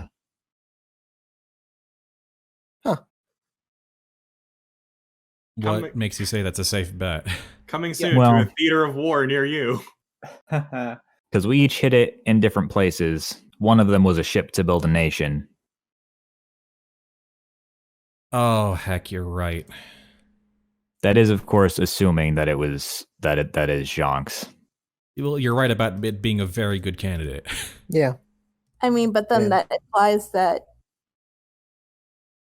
someone's is not in this plane. Probably mine. But also, It could be yours too. This is me myself wondering what Asmodeus wants with the million dragons. Although actually, two of them are not in this realm. It's truly not the money. It is the suffering that you're going through in order to get the dragons that he's thriving off of. And you're just giving it to him. But, yeah. Yes, but by the terms of the pact, they get out. And then it stops. The cycle stops. The cycle stops, but the consequences of it do not. That's yes, and they have to live with that. Fine, but they live. They can rebuild. They get a chance. Exactly. I am still fully on your side to help these kids. I have not changed that opinion since the first time that you've mentioned it. Well, this life. I've said it right now that the first time you mentioned the kids, I wanted to help them. I still do. I am just disapproving of your failing, and that is fine, because we don't have to agree on everything, because apparently I hated you, but I don't right now. I just disagree with things you did in the past, but that's fine. Perhaps it is for the best if we use the reset of our memories as a way to wipe the slate clean between us. I mean, kind of already happened. We still have to disentangle this web of deception and treachery that we all wove. Yep. And we will unweave it together. I think the more important part of this is not finding the remaining 4/5 of the horde that you need to find from us, because we can't tell you that information because we don't know it. The bigger issue that you face right now is getting that other half. Otherwise, they're going to kill a lot of people, which I don't agree with. I don't want that to happen either. And no more blood for devils. And I would like to say one thing real fast. I don't think past you wanted blood either. Yeah. Because remember, one of the first journal entries you opened up was someone. I found a way to make more money than the Castle Lanters can give me. Oh. The Undermountain is known for storing riches galore. Yep. That has to be why I went into the Undermountain. Okay, here is a question. To mine for riches before the time limit. Here's and a maybe question. Save that at least 2 lives, if not 102 or more. Now maybe it doesn't even come close to to doing anything, but that horde that was guarded by a manticore on level 3, how much wealth do you think that was probably worth? Enough that Xanathar's guild has already gotten past it, because they would have had to get rid of it when they took out that belongs to Xanathar's guild. Do you mean the Chimera? Yeah, the Chimera. Okay. My thought is, we're looking at the fact of the Castle Lanterns. If they have plenty of wealth, if they have wealth beyond that to cover this, what if we look at this as a terms of, if, for example, a large horde like that, we were to offer the potential of an investment. Like, if you put this much money into this, however we sell it, the opportunity of then getting from the Castle Lanterns their money that they can spend freely on other things. You say it's 6 months out. For example, if we went to, when I'm talking about that gold, if we were able to talk to those people and say, hey, if we, under certain circumstances, if we had this money, we could get you an investment in 6-7 months or so. Okay, we got it. So you're saying we go to people getting a loan from someone else. Yeah. Basically get the money from other people, telling them we'll pay it back with interest. Yes. Later. Yeah, that'd be fine. Yeah, for example, the Xanathar Guild with that horde under the Chimera say, hey, if we can take this money now, The problem is 1 million dragons is a lot. They're not going to let us take that hoard either. we've 1 million thrown- dragons is a lot of wealth to just ask someone to walk away with, even temporarily. Mhm. Yeah. Not to mention, even the small amounts. The bigger issue is that Transporting it safely. transporting it is Also, I don't think people trust us that much. No. there are some who do, but they are kind of few and far between. And the bigger thing, as far as the Xanathar Guild is concerned, is you just bargained with someone to leave him alone. Yep. Yeah, we kind of closed that door already. Yep. And they do not want it reopened for any reason. I mean, I think it's just because you're a real headache for Ulquist. I don't think he actually dislikes you. I think it's just that you make dealing with his boss a lot harder. Listen, his boss is a The headache. plight of being a middle manager. Yeah. His boss is a headache, a tool, and a hangover. Yeah.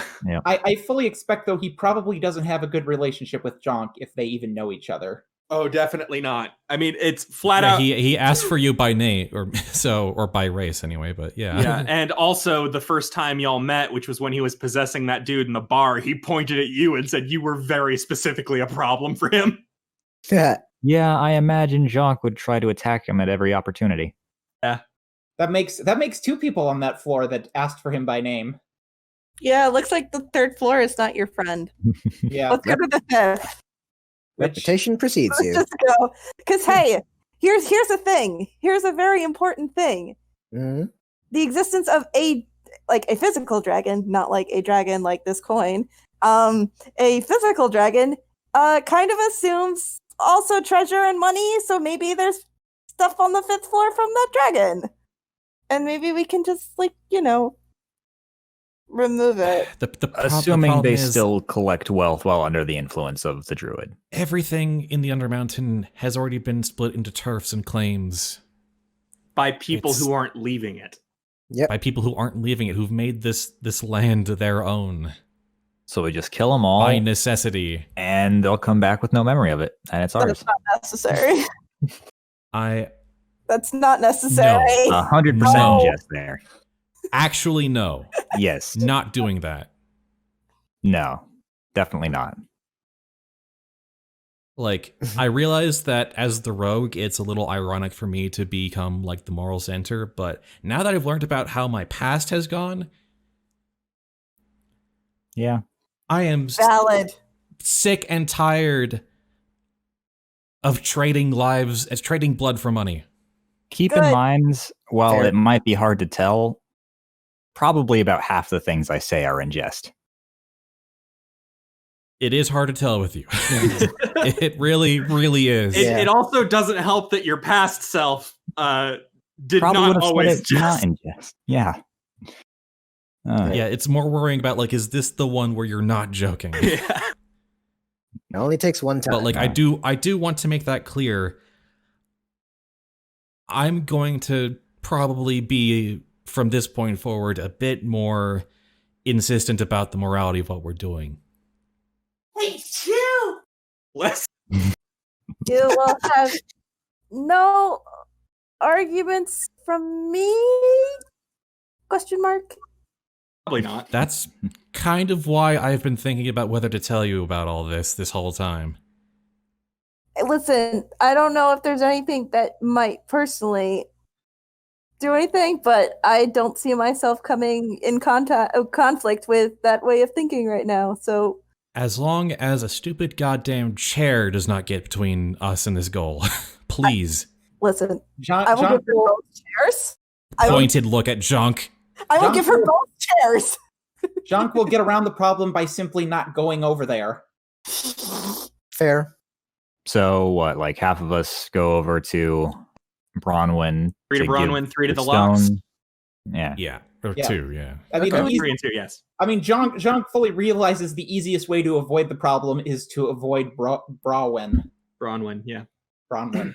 I'm really just saying, like, after everything I've learned, all these twee shenanigans are gonna start grating on me. That's fine. Because, like, casual blood and greed has kind of stopped being funny to me. Yeah. Fair. So, Jhank, who do you want to go with you to fix the locks? Like, is Who there do you anyone think particularly knows helpful? who knows the most about locks aside from Jhank? I mean, yeah, that's the question. Like, who are the people that are best equipped to potentially help with that I mean, problem? we're talking about a construction job. Yeah. This is not going to be Who- something, I'm going to just be blunt here. This is not something you individually can fix in a day. This is Yeah, something you're going to like, you're going to observe the problem and you're just going to have to convince some people to actually work on it. We're gonna have to recruit a Yep. team to do this. Yeah. So there's a team right now of negotiating with Bronwyn, and then a team of seeing what's wrong with the locks and negotiating with those who potentially could fix the locks to actually do so. It's a So good who thing has we a- have two negotiators. So who are the people who are best able to figure out what is wrong with the locks, and who's best able to convince people to work on it? You're probably I wish the I was best better at. to figure out what's wrong with them. I'd say Usk or Victor are probably the best to get people to work on it. I'm actually not that good at persuasion. Fair. That's Victor me. was a merchant. I act like the face a lot, but my character Alright. sheet does not support it. It's fine. Persuasion which 0. which is a thing that happens Wow. worryingly often to me now that I think about Okay, it. so does anyone have proficiency in persuasion? I do. Oh my god. Okay. Okay. Okay, so Victor and Yuliy will go with Jhank. Oh wait, no, I don't. I don't. Wow. You don't I- have a +3 in it. You're I fine. mean, so do I, but So does It's anyone? literally between the charisma casters. Like, who do you want? You get one or the other, because one should go talk to him, and the other should probably help you convince people to go fix the locks. So who are the people with Boy. good persuasion? good's a Yuliy or strong Lander? word. Yuliy and Lynn, because we're both The our charisma is- casters, because no one's proficient in persuasion, but we have two charisma casters who have that Oh wow. to Yeah. add What to is their. what is your charisma score? They're basically 17. rolling just straight charisma. Okay, that's the same. We have the same Yeah. bonus. What a Yeah. You fascinating can see situation. everyone's. None of you are good at persuasion. We can I see thought it everyone's was. abilities in the party And I sheet. was just looking I at my could've my skills, and I thought it was, but no, it's perception that I Yep. have. Here, and Yep. Honestly, like I have a +1. It's I fine. wouldn't even be that much worse. Jhank has a -1. Yeah, it explains a lot. Yeah. Jhank has an 8 charisma. So Yep. Oh yeah. one of us is going to Bronwyn, the other is not. So If I had to take a wild guess, I'd say probably the best situation would be Jhank Lander go to the locks, and Usk Victor Yuliy go to Bronwyn, because I mean you did Yeah. just have the memory, Yuliy. I was just Yeah. gonna say I should probably go to Bronwyn because I recall this deal. And it would probably be good to talk about at the very least. Yeah. Yeah, Ask her if she'd want any cursed weapons that I make, because I'm assuming that's a thing that might happen if I try to enchant things. also prostrate yourself before her and give her all the respect she deserves, because I don't want lightning in my face tonight. Thank you. You know what? Noted. actually, I will keep that in mind, Yuliy. Thank you. yeah, Jhank probably can at least cover investigating the locks because he's got good scores in perception and Yeah. insight in that. I'm gonna give you a bonus to this, just due Yeah. to some of the stuff you've dealt with. And Lander, due to, like, the locks are partially magical because of the way that the Nice. city is structured, so you will also have bonuses to this. Well, that makes Lander an even better option. yes, exactly. Hey, time to party. Oh, hey, Yuliy, do you have any rituals? I think we did this conversation. We probably might have. I Or we might have just talked about, hey, why hasn't Vic Lander asked Yuliy if they have any rituals? I'm pretty sure we have, and I'm pretty sure all that I know or can know, you already know. What do you know, just to be sure? heck? Why can't they just tell me that they're rituals? Here, I can tell you all of the paladin's rituals. It's ceremony, detect magic, detect poison and disease, and purify food and drink. Well, see, I don't have any of those. Okay. Oh. I don't know that Yuliy has all of those, but Which Yuliy has detect magic, detect poison and disease, and purify food and drink. And Detect all of them. All of them are there. So yes. Okay, so I only of those I have detect poison and disease. Okay. Well, you can learn the rituals for ceremony and detect magic and detect and purify food and drink. I will toss those onto your sheet. Nice. Toss them in your rituals. Boop. So now we have 2 people who can do the same thing. Yep. It's not helpful. Whoops, I added detect poison and disease twice. Purify food and drink. There we go. Okay, everything's in there. You're good. Nice. You've learned 3 rituals. Okay, so we're moving to Locks and Bronwyn. Let's go do the Locks real fast, since that's a smaller amount of people. Okay, important All right. question. Mm-hmm. Is the path between the house and the locks, does it go by where Jhank had the unfortunate encounter with the monk? No. The Okay. the dock area that you're going to is going to be on the northern side of the island, and your encounter was on the southern side near the market. So Okay. you're All the fine. same, You're Jhank- also in disguise. Well, I was thinking more of in terms of, is Jhank likely to spot the monk? I mean, it's always a possibility, but Skullport is currently kind of crowded. So Well, all the same, Jhank is going to try and keep his eyes open for that monk as he goes over to the docks. okay. I will keep that in mind. Let me just double check your passive perception. It's pretty dang high. It's a 13. I will let you know. And by that I mean, no, you don't spot her in the crowd. Okay. As you travel the sort of stony pathway from the rickety wooden bridge that leads to a stony pathway on the edge of the cavern system, you pass underneath one of the flaming skulls that occasionally, the sort of large spiritual flaming skulls that occasionally pass around Skullport. And you find yourself on the wall of the cavern system with a very, very thin path that seems to be about big enough for maybe 1 person, 1.5 people wide. Is this on which level? It's going to be on the first level, but it's not on a map exactly. Oh, is it on upper or? It's going to be on the lower level because you'll have to get down to the actual water. Okay. I'll say the easiest way for me to sort of point it out would be there's a bridge area around here that leads out.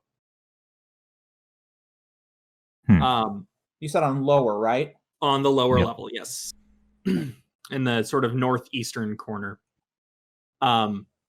It's also where, because I'm Yeah, where the 50-foot 50 circle is, yeah. 50-foot circle. It's also the one of the pathways leading to Skull Island, which you do not go to because that is where Xanathar lives. And you can see that there are guards. So you definitely don't go that way. Go the other way. Mm-hmm. You follow the wall of the cave until you reach what appears to be as I said, a lock system. It's a wooden gateway that appears to have been partially shattered, and it is. You can see there are metal slats that are designed to sort of lift that wooden gate or lower it as necessary, and they appear to have been partially dissolved, rusted, disenchanted. It's a bit difficult to tell. You can roll perception or arcana if you would like to like really determine what happened, or perhaps how the system worked. Hey. Oh snap! Okay, for Jhank with that 15, yes, you can tell that there are mechanisms designed to sort of hold things in place, but it is in fact a series of enchantments and mages who are supposed to actually do the raising and lowering of these gates. And you can see there are several of the locks that lead out towards the river and sort of up to where the Sea of Swords, I believe it's called. I'm not 100% certain. But basically the port area around Waterdeep proper. Lander, you can tell that the metal gates were basically enchanted to be liftable with a mage hand. However, that enchantment has been the sort of runes that were set in place to make that process work were partially dissolved with acid. And subsequently, that's not functioning anymore. So someone did this on purpose. Yes, someone did this on purpose. And what you can, the other thing that the two of you notice, just sort of in general, is that past the gate, working on one of the other locks, is a single elf who is swearing profusely. Oh. You hear him sort of trying to hammer things in place to put wood in its proper slot, and you can hear things breaking as he does it, and yet more swearing. So is he basically trying to fix things? He is trying to single-handedly fix this entire system, and it's clearly not going well. Now he is where? He's at the second lock, so he's past this first one. You'd need to... you can see him sort of from your position at the far end, but you'd need to actually climb on top of the lock and pass by yet another sort of bridge area to actually get towards him. Okay, so you have to climb over there, not swim over there. Right. The water is currently not set up to... the gate is currently up enough that swimming from one lock to the other is not possible, which is another part of the problem. Okay, so I'm basically acting on the assumption that Crunchbite came with Jhank and Lander. Jhank's going to have Crunchbite wait there, and he's going to try and get over to where the elf is. Okay. It's fairly easy. The locks are designed for the mages to be able to climb up and down fairly easily. And you find an elf in what appears to be thick, durable clothing with a series of pouches and tools straps as just all over his body, attempting to put things into place. And as I said, swearing profusely. It looks like he's hammered his own hands quite a few times. Hello. He jumps at that and tosses a hammer into the water. Is it possible? I mean, is it go tossed in a way that Jhank can try and catch it? You can. Okay. I'll need. I'm going to say this is an acrobatics check. Okay. Could I just grab it with Mage Hand? Good. I'll do that. Okay. You grab it with Mage Hand and send it back to him. And the elf takes a moment and says, "Well, I appreciate that, but I don't appreciate being scared out of my britches. What are you two doing up here?" Well, we come on a mission to help repair these locks. He actually sort of raises an eyebrow at that, and you can see he's maybe holding back a smile, and he goes, "You're not one of those kids fooling around, huh? You actually mean it?" No, it is. We mean it. It is a very important mission that must be accomplished. Yeah. Apparently he's heard that there's a ship coming. Well, I'll have problems if they're coming anytime soon. That's for damn sure. And There's that's only so why much we're I here. can do by myself. That is why we are going to help get you the help we need to get it finished soon. Well, I'm glad someone around here. I love this surly, foul-mouthed elf, by the way. Thank you. Yeah. Well, I'm glad one of you young fucks finally knows what's going on. Finally understands that this lock here is the only thing separating Skullport from total annihilation. Really? Well, probably. I don't know. I'm not one of you undead types. Are you one of those undead types? Yeah. Well, I guess you'll be fine. But I won't. Would you care to explain further? Well, not all of us can exactly afford to teleport up there. I can't exactly go up the stairs because I'm wanted in Waterdeep. And it's getting real hard to get food in here without going into that damned dungeon. Yeah, basically shortage of supplies. And so people need a way out that isn't expensive or leading into the castle. Plus, I don't trust that damned witch. Yeah. So then it would appear that you're the person we need to ask as far as what we need to acquire to make sure this job gets done. Well, I need more hands, for one thing. Yeah. Also, someone who can enchant these, who can fix the enchantments. That would be ideal, yes. Because someone broke them. Yes, indeed. Damn shame I never got my eyes on them. Always sneaking about in the middle of the night. How recently did these locks break? It was some months ago. That's sabotage. Yeah, it was. Melted with $5 acid. cents with us. Yeah, damn it, that was my next thought. Here I was wasn't. going to, that makes a lot more sense than me guessing that it had something to do with the future invasion. I will bet it was us. I will put hard money on this.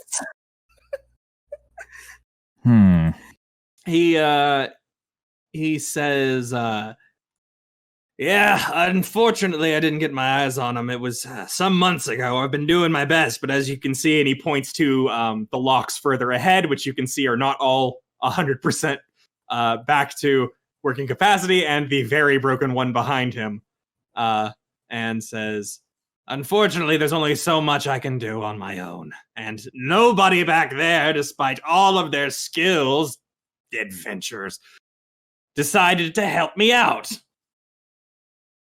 I mean, yeah, adventurers. Yeah. So what I need, if you are in fact willing to help me, is some extra hands around here, at least some people who know what they're doing, some funds to be able to get what I need from up top, and at least one good magician. I'll also take a clown if you have one. I could use some entertainment. Yeah.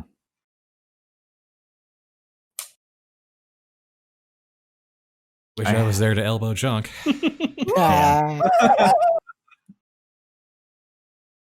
I have an idea about who can fix the enchantments, but that's going to be expensive. Well, enchantments always are. That's not really a surprise. Well, Yeah. was that already? We do have a reserve of platinum. Was it either? Was it? Except like half of that went to enchanting our equipment. Real fast. Again, he's offering like a lot of that was stuff you were gonna do. He promised to do for free. So you were saying, Jawa? Well, actually, you mentioned this. He was offering to enchant our stuff for free because it'd be good business for him. What if we made the argument to him that enchanting the locks would be good business? Is it the same type of enchantment, though? It's gonna be a lot bigger. Yeah. So it's... But to be fair, he won't have to do it from scratch. Some of the runes are still there. Yeah, theoretically. It's just a matter of if it's the same kinds of enchantments that he's used to. Yeah. Well, alternatively, was it was either Victor or Lander who was going to be practicing enchanting. Lander. Yeah. If all else fails, Lander, we could maybe see about Lander doing it. He's just learning. It would be equivalent to a toddler being told to teach physics. Like, okay, fair point. I'll put it this way: the thing I had said to Azure about learning enchantments was that there are 4 potential options. Either the item you're attempting to enchant breaks, and you lose your material components. Nothing happens. It gets cursed, or the enchantment is successful. Fun fact: the chance of successful enchantment, 10%. It's not high. Not for a novice, at least. theoretically, if I That's- could understand the runes behind it, I could draw them out. But I imagine there's more to enchanting than just drawing runes. There's Yeah, that's why it's a profession. Mhm. yeah. You might be. I will say that Piers and Depths will almost definitely be helpful here, but you might need another enchanter. Question is Which- where to get them. You He might be able- know. Yeah, he might know. There's also, all of Waterdeep, and I'm certain you could find a way to convince someone to come down there. I think that's the Yeah. bigger problem. Convincing Yeah. someone. It's like, hey, can you come down to So- Skullport? And there's a lot of powerful people in the Undermountain that may not necessarily have problems with you. So there's also potentially that. Yeah. I mean, hell, worst case scenario, I go to Castle Hunters and be like, I have a list of professionals I need. Yeah. yeah, I also- was actually wondering if we could convince the Castellanters to pay for it. I really want to meet the castle later. I- I know it's a bad I idea. think we can pay some of it, I don't think it's going to be but that hard, but that's a good, like, if all else fails, we could just... this is an important thing for Skullport, which is our base of operations for the foreseeable future. yeah. Imagine This is a good investment, an extremely good investment. Imagine if we sold it as if the Castle Lanterns invest in this, I'm- they'd have ground floor on investing on making money shipping things to Skullport. I'm willing to put our skin in this game, is what I'm saying. Mhm. I'm willing to dig into our pockets to do this. Yeah.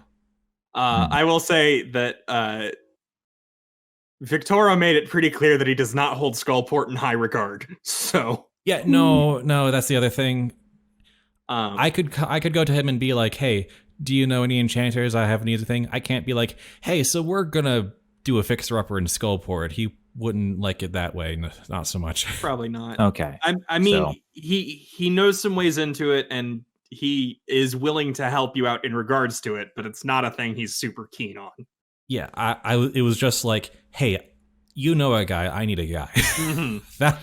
That was the extent of my offer to converse with them. Yeah. All right. In Victoria's case, knows lots of guys. So we still have the issue of covering the expenses. And getting the stuff he needs. Manpower, yeah. Yeah. Manpower and like lumber.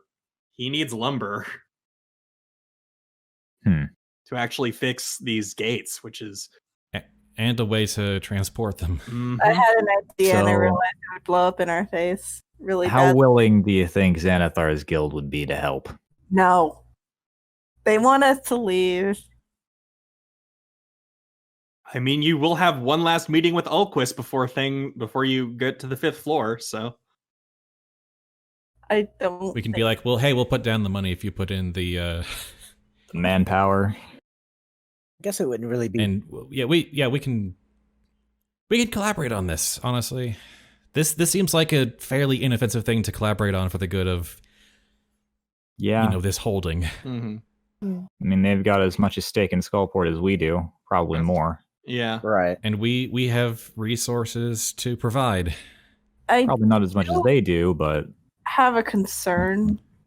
Well- If it's been broken for this long and no one except this guy has gone to fix it, why? This Skullport is Xanathar's home and base of operations more Yeah, than they might not want ours. yeah. so much So- trade, but Here is the I'll be real blunt about this because I'll say that the elf actually even sort of lets it out. Xanathar's guild hasn't done anything about it because they're worried about moving that much manpower over to working on the docks and subsequently losing control of the city. Oh, okay. Ah, yeah. Because it's been flooded with people. Back when Skullport was barely occupied, they would not have had a problem doing this. But currently, Okay. right.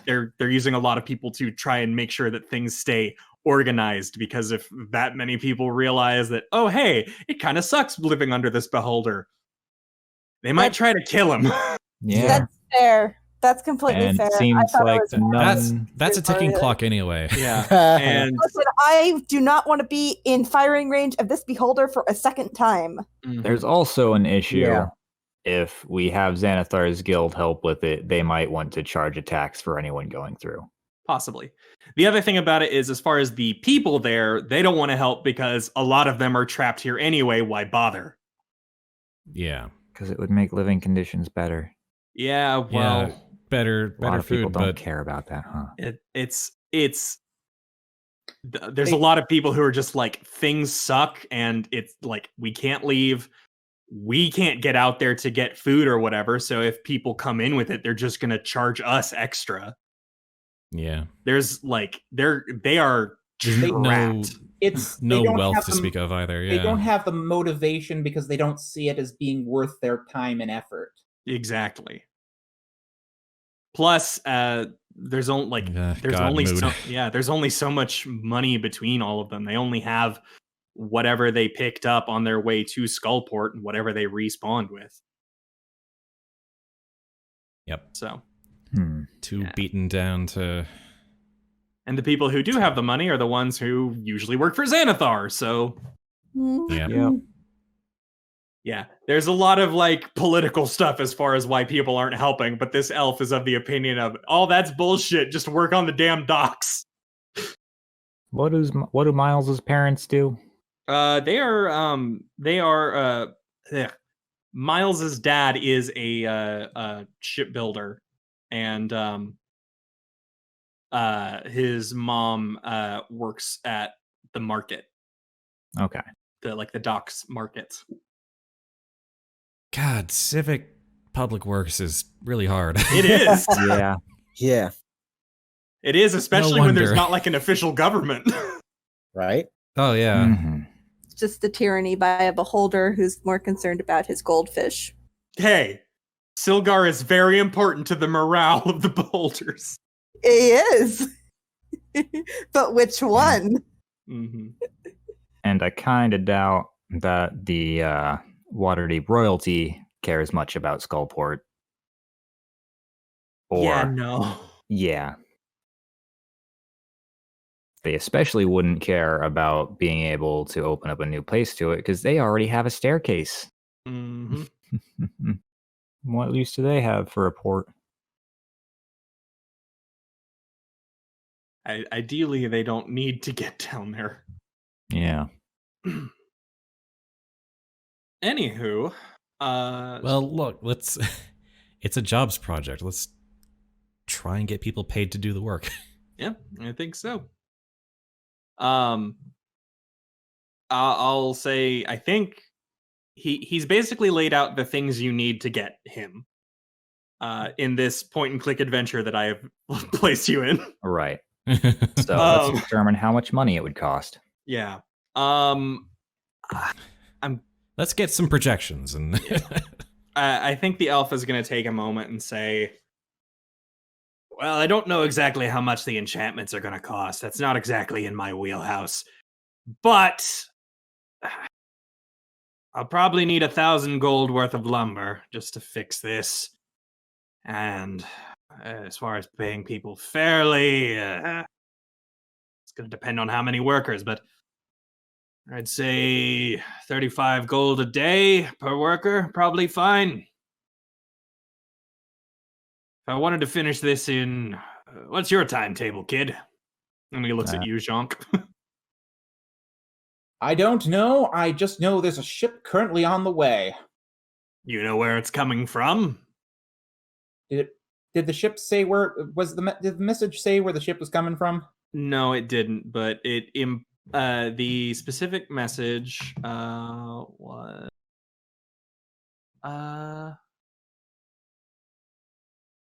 no, it wasn't a specific timetable.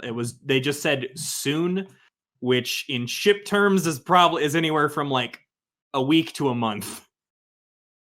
So probably a week to a month. Best I can tell, between a week and a month.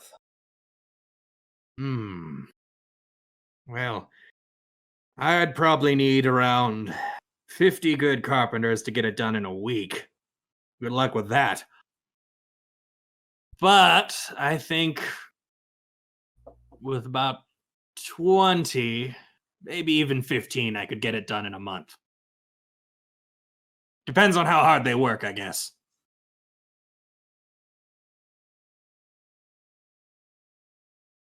So with that, it would be 35 for 30 days.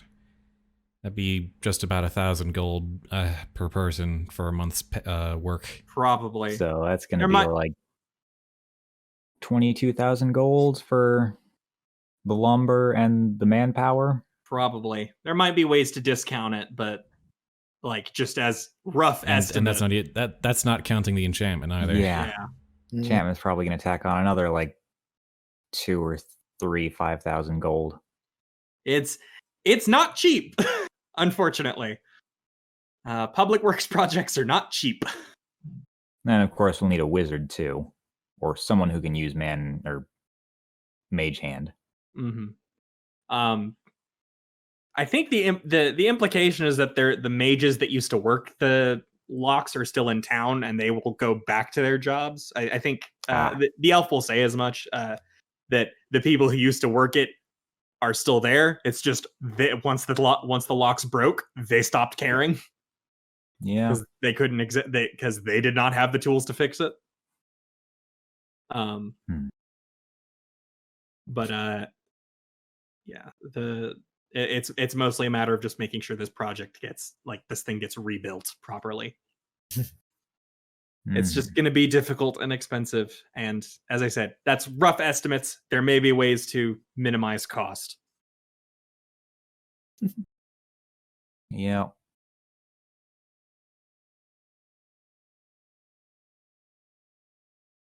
Boy, Yep. wouldn't it be So- great if we had a wizard who could it was real high level.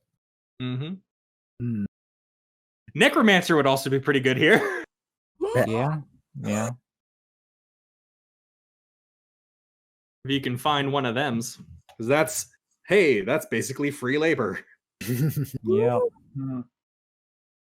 And as you said, there may be ways to get Xanathar's guilds to cover some of the labor cost. It's just a matter of convincing them. There are options, is what I'm getting at. I know that number of 22,000 is pretty big. It's not the only option. Mhm. All right. Are there any other questions about the locks? I mean, that's probably as good a starting point as anything. He the elf is going to say, well, if you ever find any of that stuff, I'll be right here. And he points to a sleeping bag on the other side of the cave and goes, this is where I live now. It's wonderful. Oh no. Oh, We have our major side quest. Here we go. Yeah. One of them, And then- anyway. Our base building side quest. Hooray. I mean, I do think it's kind of cool that you have a direct influence on the city in a lot of different ways. I mean, yeah. Yeah. yeah. I think so. So- I think it's cool. On which note is Lander heading back to the others when this conversation is over? I'm going to make the wild assumption that your conversations are going to end about the same time in your meeting. Okay. Well, I'm thinking actually that when Lander's ready to head back, until they're actually ready to do something that Jhank's needed for, he'll send Crunchbite with Lander, then he'll stay to assist the elf as best as he is able. You know, it probably won't be much, Yeah. but Yeah. Pick up a few things. Yeah. I mean, Get a Lander's lay of the project. Yeah. Lander's only good with theoreticals when it comes to this stuff. yeah, Not I mean, quite strong enough to actually do any construction work myself. yeah, I mean, and this is basically Jhank's, for his own thing. This is basically his number one mission now, anyway. So he's gonna do, and this is probably the best way he can help right now. Yeah. So I'm definitely going to ask Felrax about any potential workers Okay. or. Yeah. All right. I will, So- given the time, I'm going to set that aside for Yeah. PvP. But So anyway, yeah, Jhank is. Did we get a name for this elf? he has not given you his name. No. Moving Alright, I don't on. think we've given him our names either. Yeah. Regardless, Jhank is going to. I mean, he's going to follow the elf's lead and provide assistance. All right. Yeah. He will direct you to pick up some of the tools and get to work cutting some pieces of lumber to fit into some of the like slats he's already started building. Okay. To basically build an entire new gate. So yeah. All right. So you'll ask Felrex about potential workers. Was there anything else in regards to this that you wanted to do PvP wise? Not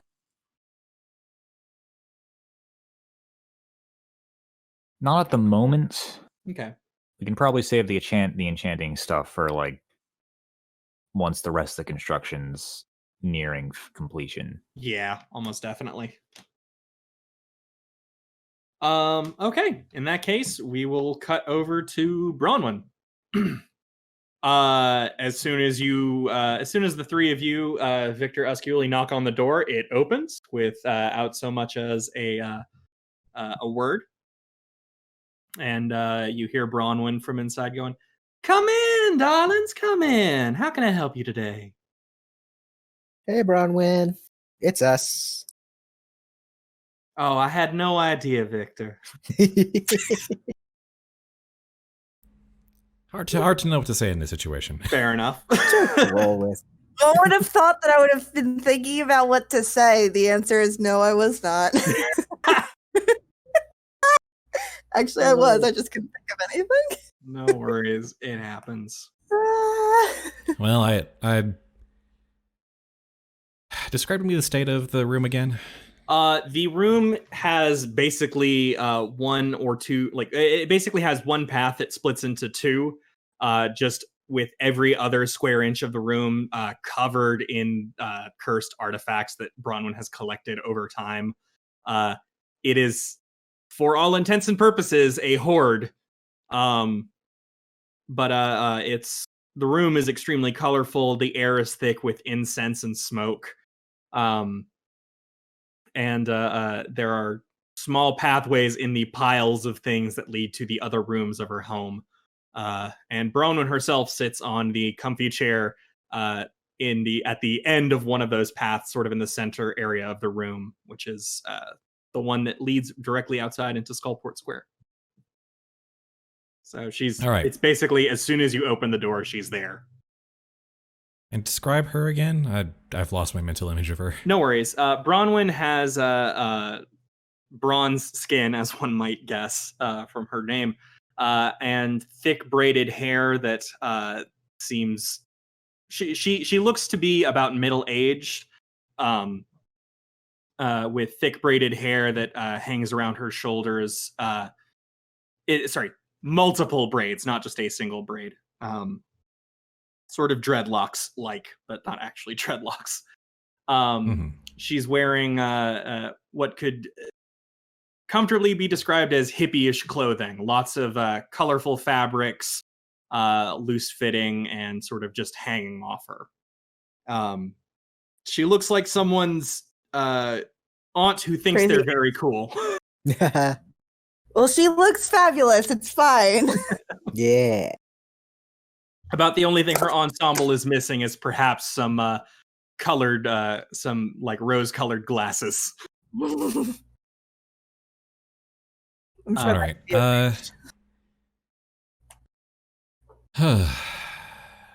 I wait for the others to start speaking up, and if they don't, then I'm going to step forward.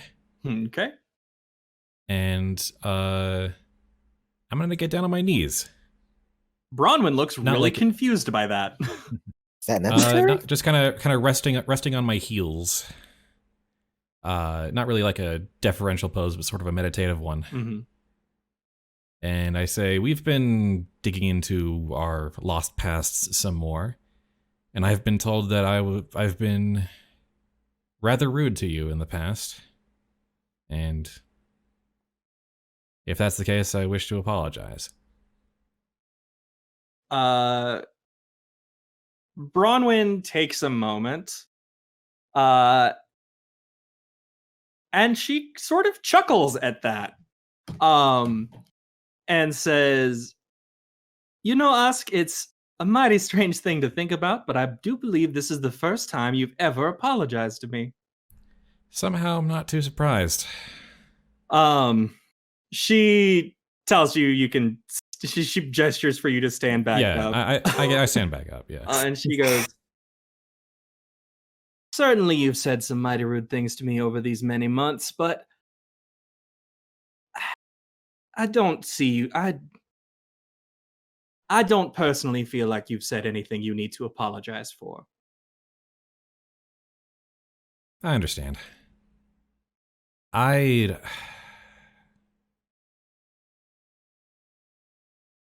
Usk is quiet for a moment as he words kind of tangle up in his throat, and he says, "I want to do more healing and hurting going forward.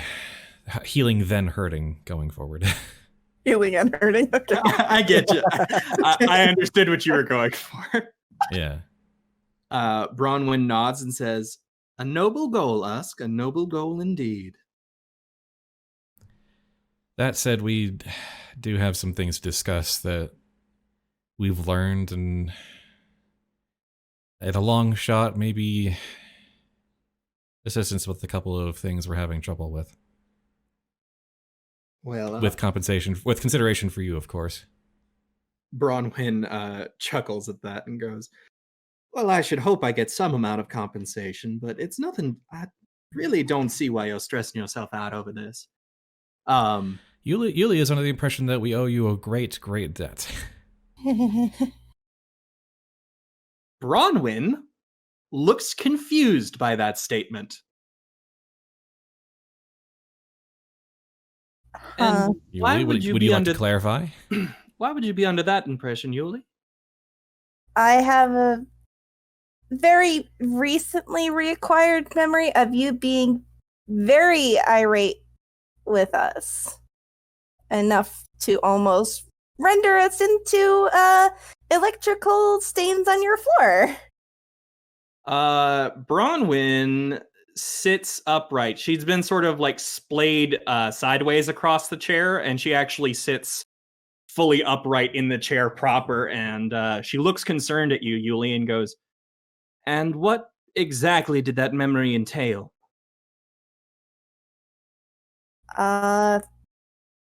Can I just say that I fully recount the entire memory? Yeah, obviously you can do that. There are small paragraphs and a lot of stuff, sir. Yes, there are. Bronwyn frowns at that and goes, "That certainly sounds similar to something that happened, but I was not nearly that irate, nor did I ever ask you for anything like that. I was just... Contacting your benefactor requires a wish on my part, and that's a little taxing on me after a while, so I hope you understand why I might have been frustrated. But I did not ask you for possession of the 18th floor, and nor have I ever demanded that you be under my debt of any kind." Sweet.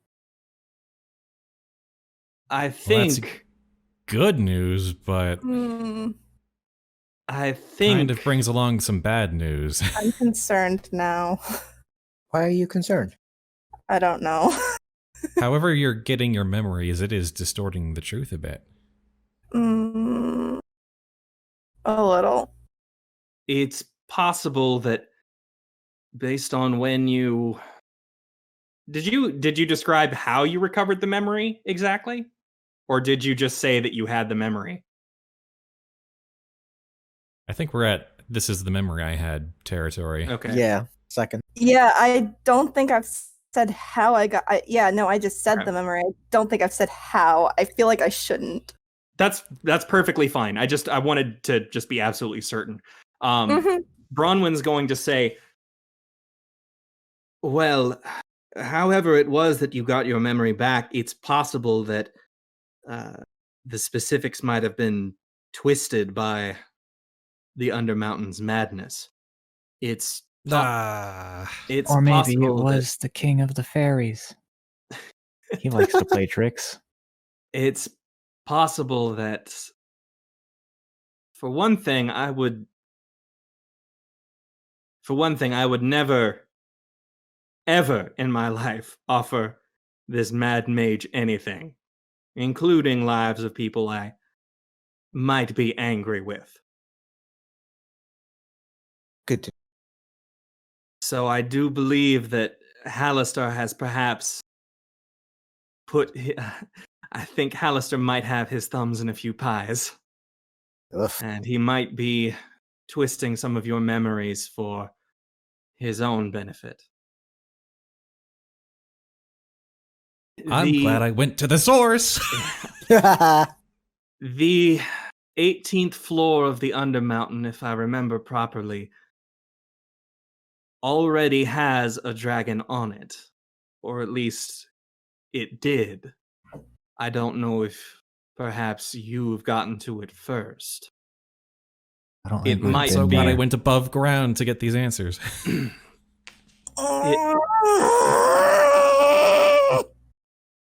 Okay. It might be that Hallister was attempting to turn you against me in some form or fashion to get me to serve as a new guardian for one of his floors.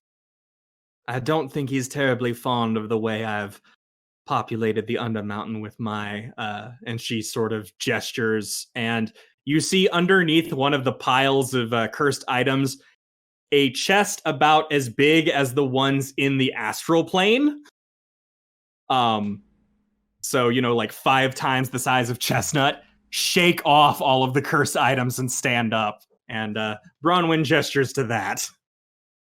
Cool. I don't think he's terribly fond of the way I've populated the Undermountain with my babies. That's very, very interesting. Also concerning, because we've been each in our own way trying to get answers somewhat naively, but now that you've mentioned that possibility, it makes absolute sense that Hallister would try to interfere with those processes. Although I would question, or other entities might be interested in that. Raises the question of why any meddler would be so interested in us. Especially now that we've been knocked down to novice level once again. Well, it might not be so much you as your benefactor, the one who keeps bringing you back to life. Yeah. Hallister is not fond of losing apprentices. Lovely. All right, then. Which brings us to our third item of business, I think. Third Do over? you know... well, first was me apologizing. Second was Yuliy's now confirmed not really a debt. Oh. Third, do you know of the Stone of Galore? Her eyes light up. Ding. Oh. I we happen to be familiar with that item, yes. Well, we've been making use to it to sort of mine our past's 3 pieces of lore at a time. Oh, you're just gonna say it But- outright, aren't you? Yeah, Well, I'm if going to say someone it else outright wants to because I don't see speak up. what's the problem? What's the problem, Yuliy? No, Yeah. no anymore. Listen, I'm questioning a lot of things that happen right now.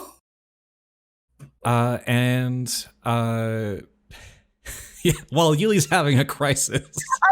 Full crisis right now, okay.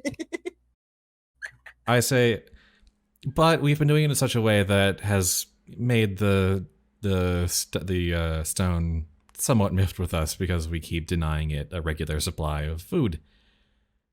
But it being a cursed item, and you being a very knowledgeable and wise dragon, am I laying that on too thick? Is that too much praise? Oh, you flatter me, Usk. We thought that it would be beneficial to all parties involved, and you, the stone, and we, if we left the stone in your care, but we're still allowed to once per day consult it. She ponders that carefully, and says, as I said, I am familiar with the Stone of Galore, and I happen to have some uses of it, some uses of my own that I would like to have it for.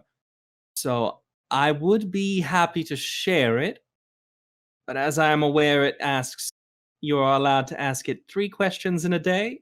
Is that correct? Correct. From our understanding of it, yes. I see. I think and it will also curse you upon use, but we've been using remove curse to. I don't think curses bother her, considering. no. And also if when their curse is removed, you also have a chance to just forget everything you were just told. So we've been writing things down. No, I see. Well, when you've lived as long as I have, it's hard to forget things. But I will keep that in mind. Yeah. I think Bronwyn's wisdom checks have to be insane. Right? yeah. We would assume. Yeah, she's as Yuliy said, she's an elder worm, so she's 12,000 or she's 1,200 years old or more. So She's if she has a plus she's a 15, dragon of dragons. But not a day over 800. Man, doesn't look it. Nope, not at all. She pauses and then continues.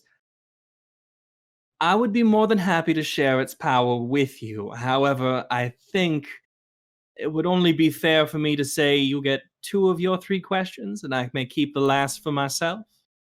Oh, that is absolutely fair. Yeah, fair enough.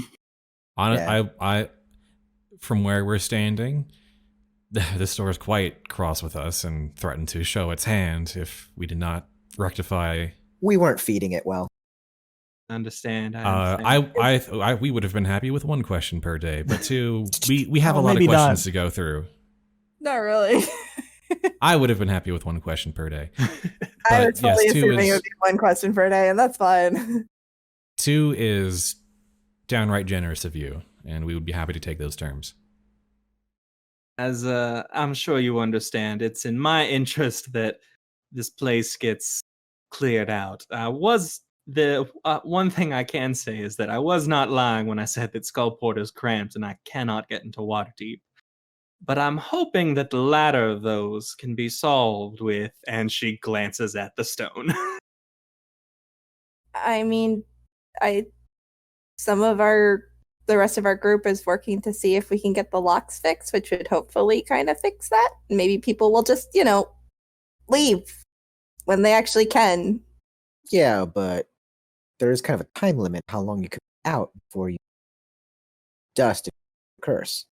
I mean, they can at least leave Skullport. They can go back You up could- to Waterdeep, which is infinitely Is it bigger. Is it publicly available knowledge that there's like a somewhat generous time limit to be topside? It's not quite public knowledge, no. Not most people have not really tried it. The common thing that has happened is people got up to Waterdeep and then tried to leave Waterdeep and then ended up back in the Undermountain. Yeah. lady. We now have an appreciable amount of data we could share. Yeah, you do. I feel like we just got a new bit of information as well, which is Makes me wonder why the stone's mad at us. if you turn to ash, you end up back in the Undermountain. Oh yeah. So Sure. that lady that yeah. you said to let her go, she's probably back. Yep. Probably. It's even getting outside the radius is not an escape. You just end up back here. All right. Mm-hmm. The Bronwyn is going to just real fast chuckle at the implication of Skullport being less cramped because people leave. And sort of say, Her true form is just really big, huh? yeah, she's Elder Dragon. She's huge. She's going to the other part of it is just simply the fact that Skullport is a cave. Like, it does not have big open sky, which is Yeah. another thing. Yeah. Bronwyn's going to chuckle and say, no, it's unfortunate, but my bigger issue is simply the magical items preventing more than one dragon from occupying Waterdeep at a time. Oh. But that is something. Sorry, back up a second. Okay, no, just filing that away. Yeah? Yeah. Oh, She, oh wait, I'm you might already know that. I already know that. Sorry. Yeah, you already know that. Not Yuliy, but Avis does. Avis knows. I don't know any of the pre-con stories. It's okay. That's why I'm actually trying to stay quiet. I'm sorry. Okay. She pauses and says, just so that things are perfectly square, since you had that nasty, I suppose, twisted memory there. When I asked you all a few days ago for that horde of dragons, it was not because of the money itself. I am much more interested in the item that happened to be with it. That being the Stone of Galore. That being the Stone of Galore. No, You're not no. Lander. Oh, No. no, there was something No. else, I guess. The Stone of Galore is, if I may be honest, probably yeah. what led you to. That's right, it Lord. was. Right, It right. absolutely Yeah, that's how the adventure goes, isn't it? Lord in the hole. Neverember had many, many toys, I'm certain. And I believe one of them might be the thing that lets me back into Waterdeep for the first time in centuries. Oh, What is man. it? I We were- wonder we if were so that's focused the on the thing that dragons. Usk took from Yuliy. No, it was the stone. Oh. Are you sure that was stone? Did it flat out? There are was it so flat many out said it was artifacts stone? unaccounted for. Yeah, Do- but Listen, Was I'm there a way also we can- questioning all of these memories, so I don't know what it is anymore. I assumed it was the stone. I get the feeling if we went back, maybe we could retrace some of our steps and get some clues, but that would have to we'd have to re-find Lord Neverember's horde again. Well, it's really not important that we where do. it is. It wouldn't be where You it just is. need to find where it was stored. That might give you Yeah. like, well, that's what Spud's getting at, is just find where it was. You Oh. might have clues to find out where you took it. Yeah. That So- might be the next crumb in the trail, is to go No, I back have to to the find hold. Don't forget to ask her if she wants any cursed weapons I might make. Cursed items.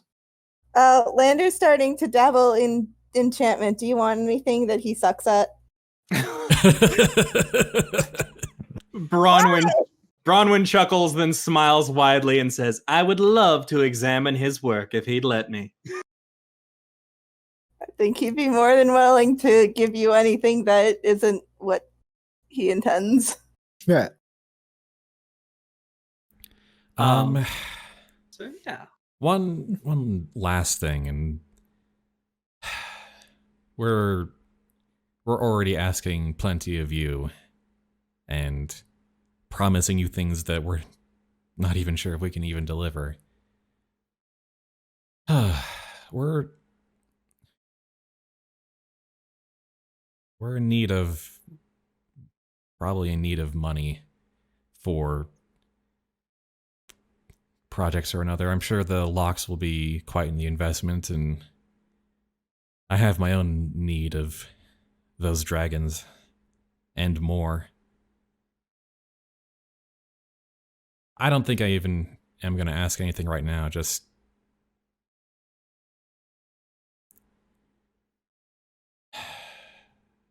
there's a lot of things to fix and not a whole lot of time to fix them.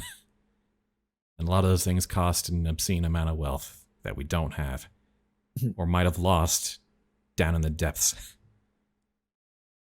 Bronwyn nods understandingly and gives you a very sympathetic look. And she says, I don't know what I can give you, but I will see what contacts I might have that can give you what you need. Yeah. Even alone at this point. As long as it's not to, like, an incredibly powerful creature or devil or fae. No, I understand. It's a difficult thing to keep making bargains, and unfortunately, you found yourself in the position where you keep having to make them just to get by. Yeah. Bargaining Bargaining at a deficit.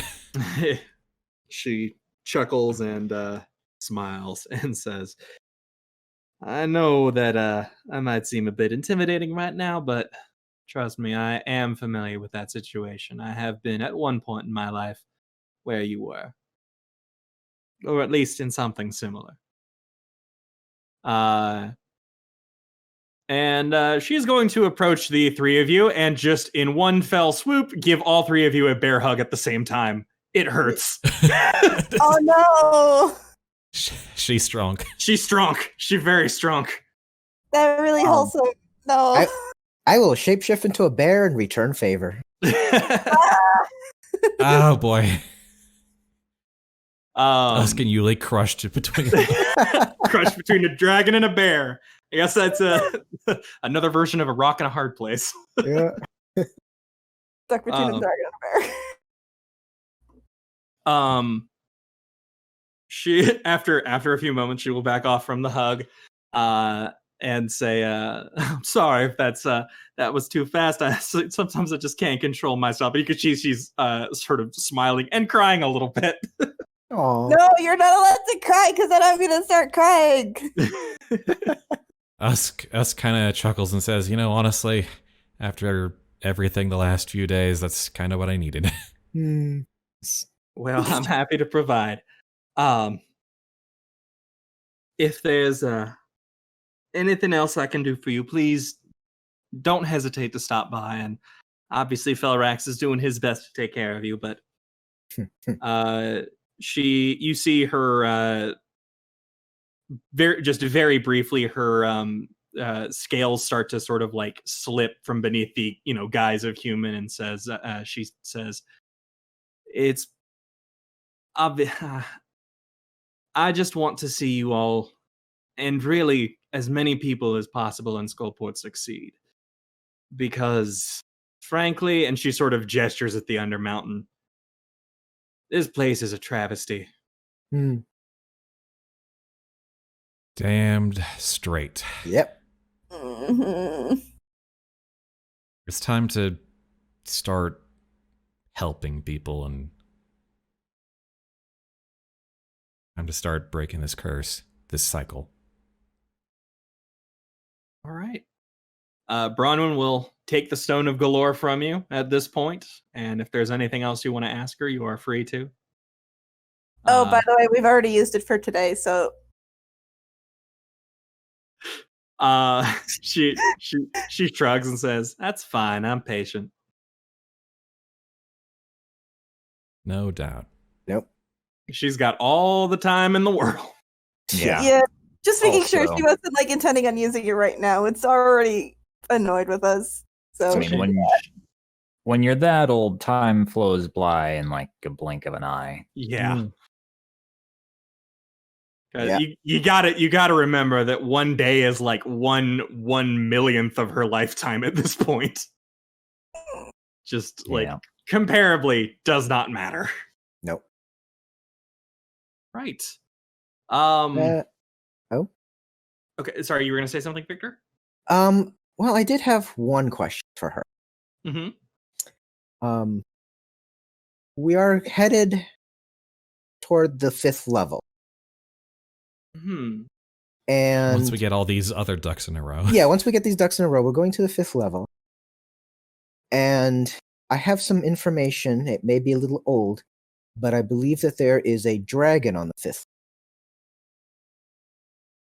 And the dragon may be under the control of a druid there. And I just wanted to ask if you knew anything about that dragon before we get going. It's got a sword in its head. Yes, the dragon has a sword in its head. It seems to be giving it a lot of pain, suffering, and confusion on being able to act on its own. I believe I have not spent much time on the 5th floor because it's not my place. It's not exactly the sort of biome that I am particularly interested in. Mhm. And Willow and I made an arrangement at the time to simply let me pass by as I was setting things up in the Undermountain. Understand? The dragon, if I remember, is a young green one. He was apparently quite temperamental and violent before Willow took control. So I don't know if that information is terribly helpful, but I can say that as long as Willow is in charge of it, it should be no issue to you. Provided, of course, you don't upset Willow. Right. Willow is reasonable, in your opinion? She can be, yes. She's unfortunately a bit stuck in the past in her own way. I've heard. Goodness, that's not a theme or anything. Theming, in my game, it's more likely than you think.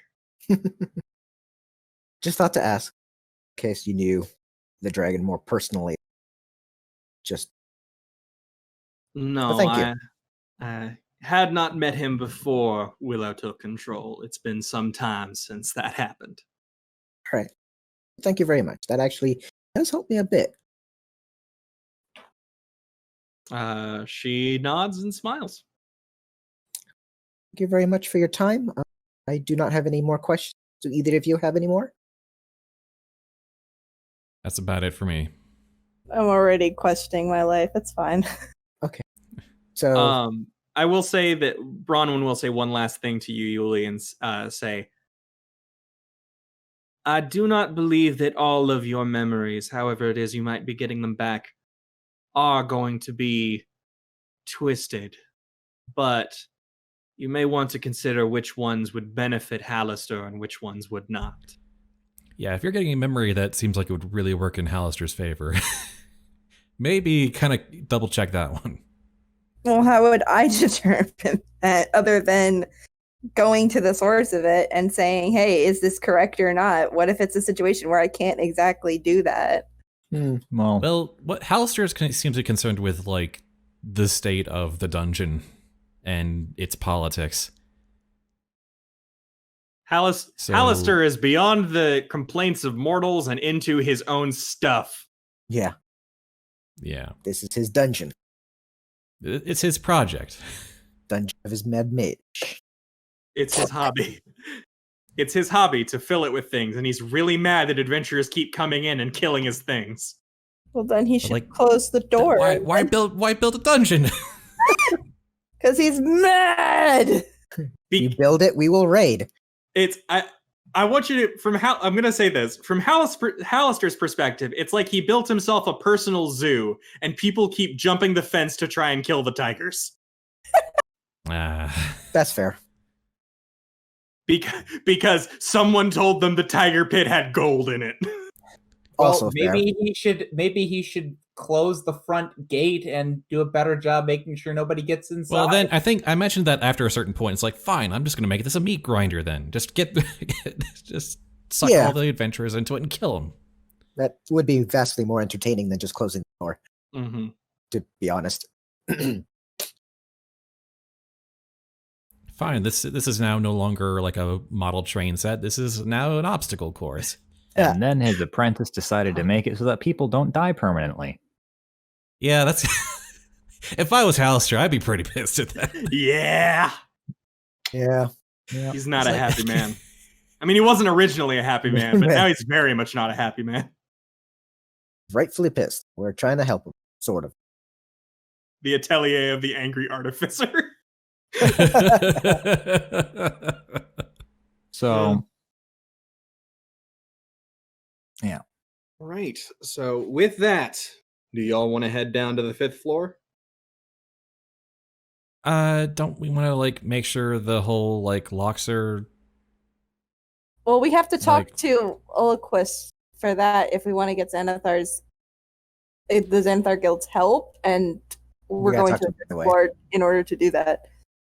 It can be like a, hey, By the way, can we just add on to this, and we could really make sure that we don't get Well, us up on your toes anymore. We'll pony up some of the cash for it, but We could say, like, we could ask him how much he'd be willing to spend to get the locks working again. I mean, he could make use of it. He could. yeah, we'll bring it up at the next meeting. Yeah. Okay. Make it a win-win. Because I do want to kind of, if that's going to be like taking a while anyway, I want to make sure that's started before we make our next delve. Yeah. Yeah. If that's the thing you want to, I can add that to sort of a PvP thing, and we can just hash that out. Like, this is something that happened on your way to the gate, if you would like. Sure, it doesn't need to be all on screen. Yeah. Yeah, No. Like now I'm going to be asking Felarax for help. Yeah. About labor and cost. Sorry, I'm making a note, and it just says, talk with Ulquist about labor and cost. Things that happen that really don't matter and are boring. Talking about recreating locks in a city. I mean, I think it matters, and I don't think it's especially boring. I just think it's something that I don't think it's maybe the best note to end on. It's a lot of busy work, yeah. Yeah. But yes, our next personal goal is the 5th floor, yeah. All right. In that case, enough time has passed that an agent of Xanathar's guild arrives at Dalagar's fortress to pick you up and escort you back to Ulquist. Okay. And as you are walked through the city, you can see that the various bugbears and goblins and hobgoblins are sort of patching themselves back up. I'm going to go ahead and share the third map again. Sorry, very big. Part Very of me dodgy. wonders if are they expecting to meet with this mind flayer again? Yes, Yeah. Ulquist is going to personally lead you to the 5th floor. Yeah, I- so I'm gonna take a piece of cloth and put it around Jhank's eyes, and we're just gonna keep going. You can't see it; it's not a mind flayer. Alternatively, since you have that whole chest system, you can just leave Jhank to keep working, and then once you're past that point, you can just come through the chest to retrieve him. Yeah, that's a fair point. Can work. I'll go get you. Yeah, you can just leave him. You can just leave him to keep working on the locks, and then once you're past the whole Ulquist thing, you can come through the chest to come back and let Jhank know. Okay, we need you to come help again.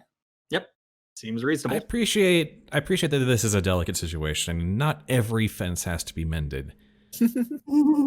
But it might not also be a bad idea to figure out why you two might have a beef and maybe see if we can mend that too. Because he's a I'm mind just flayer. assuming it's Jhank. It's mortal enemies, mind flayers.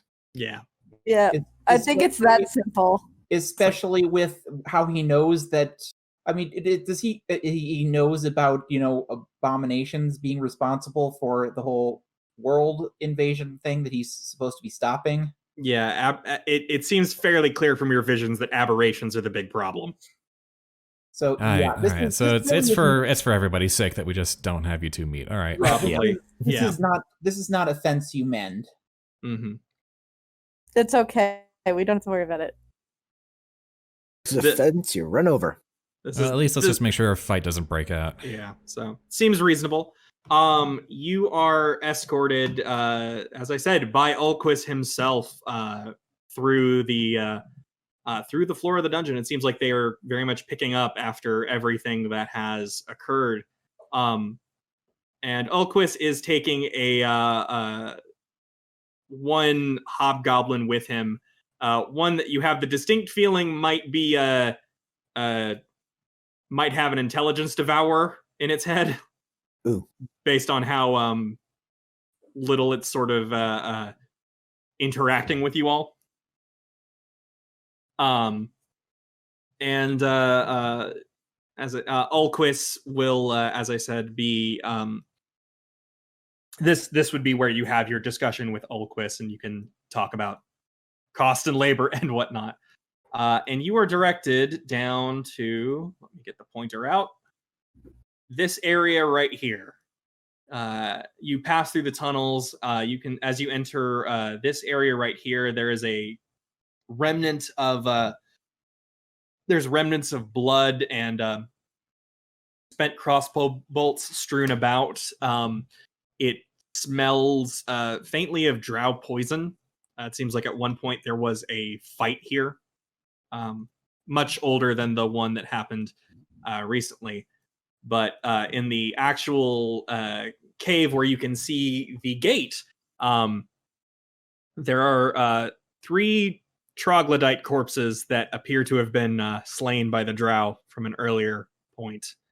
They have been here for quite some time, and no one has bothered to remove them.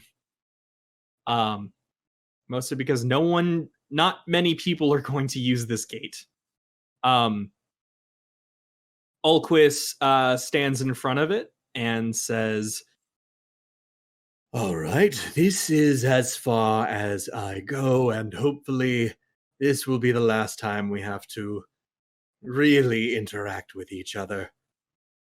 Allow me to show you the secret of this particular gate. and you can see there is a stone arch with the keystone and base stones, each bearing an engraving of an old man clutching a staff. Can I roll Arcana to see if I can explain what it is before he does? Sure.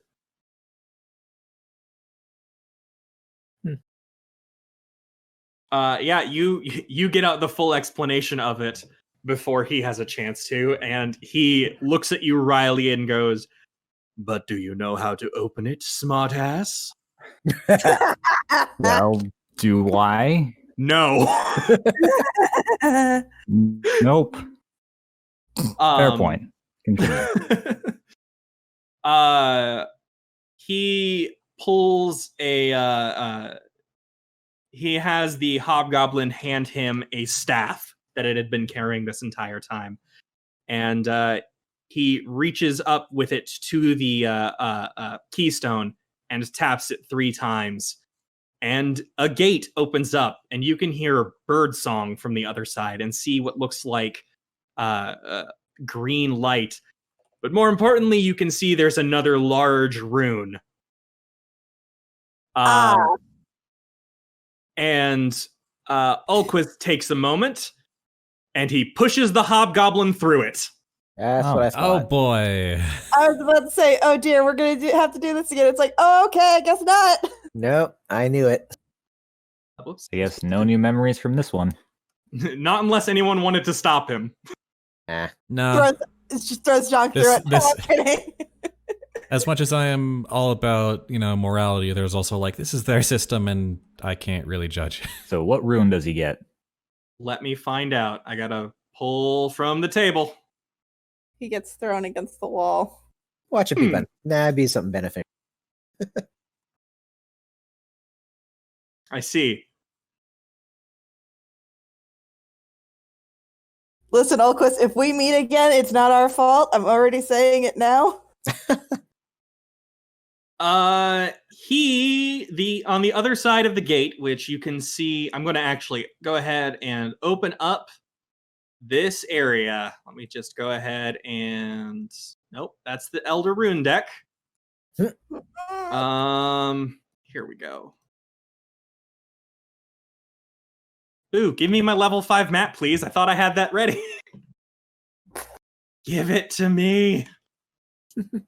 I really hope there's not a rune that's just like Nothing happens. spontaneous combustion. That would be bad. I'll take that Yeah. because I have fire resistance. No, like just me in. exploding. Let from me the in. inside.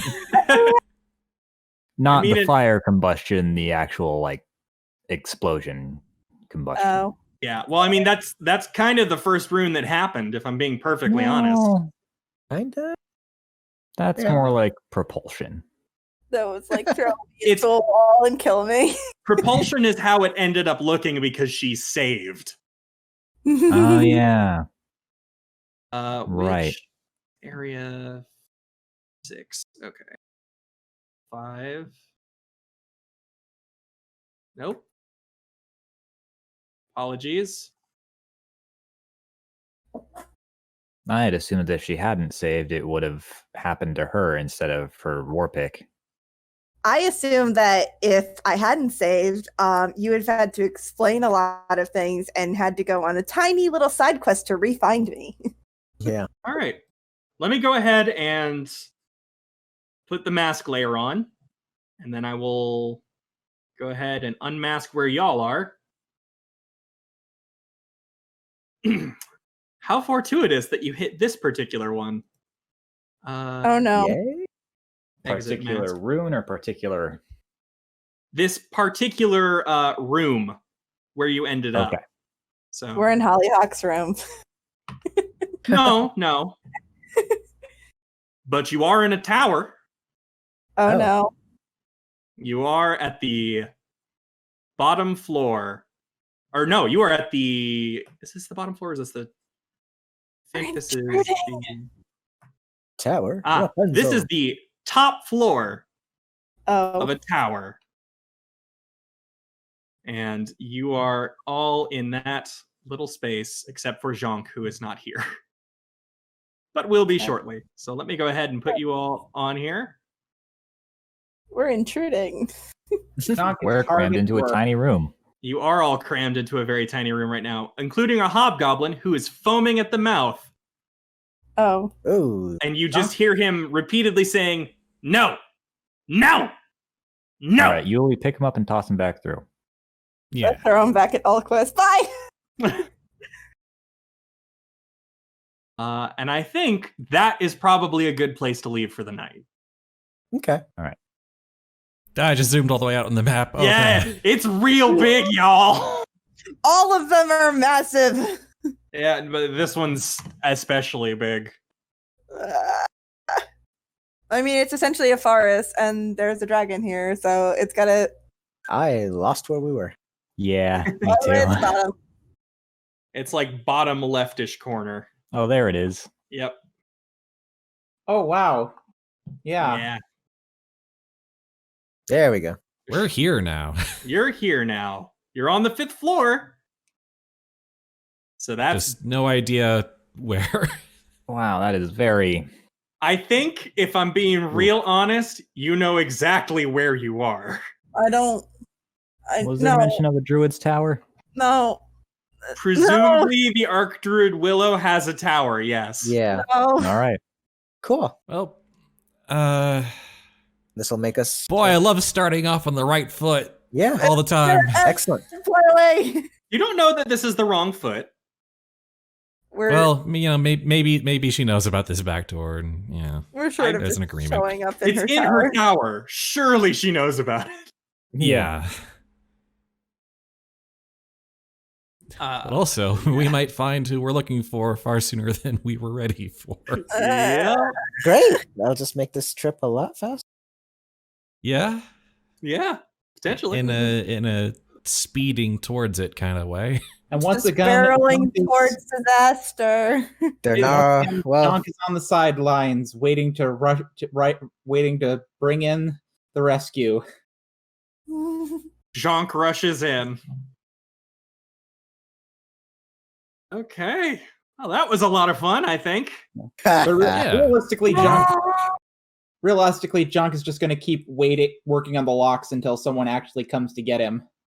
I fully We'll do intend that to between go and sessions. get you. Yeah. Once we're here, we'll probably be like, yeah, we need backup. I actually think we should get him sooner rather than later.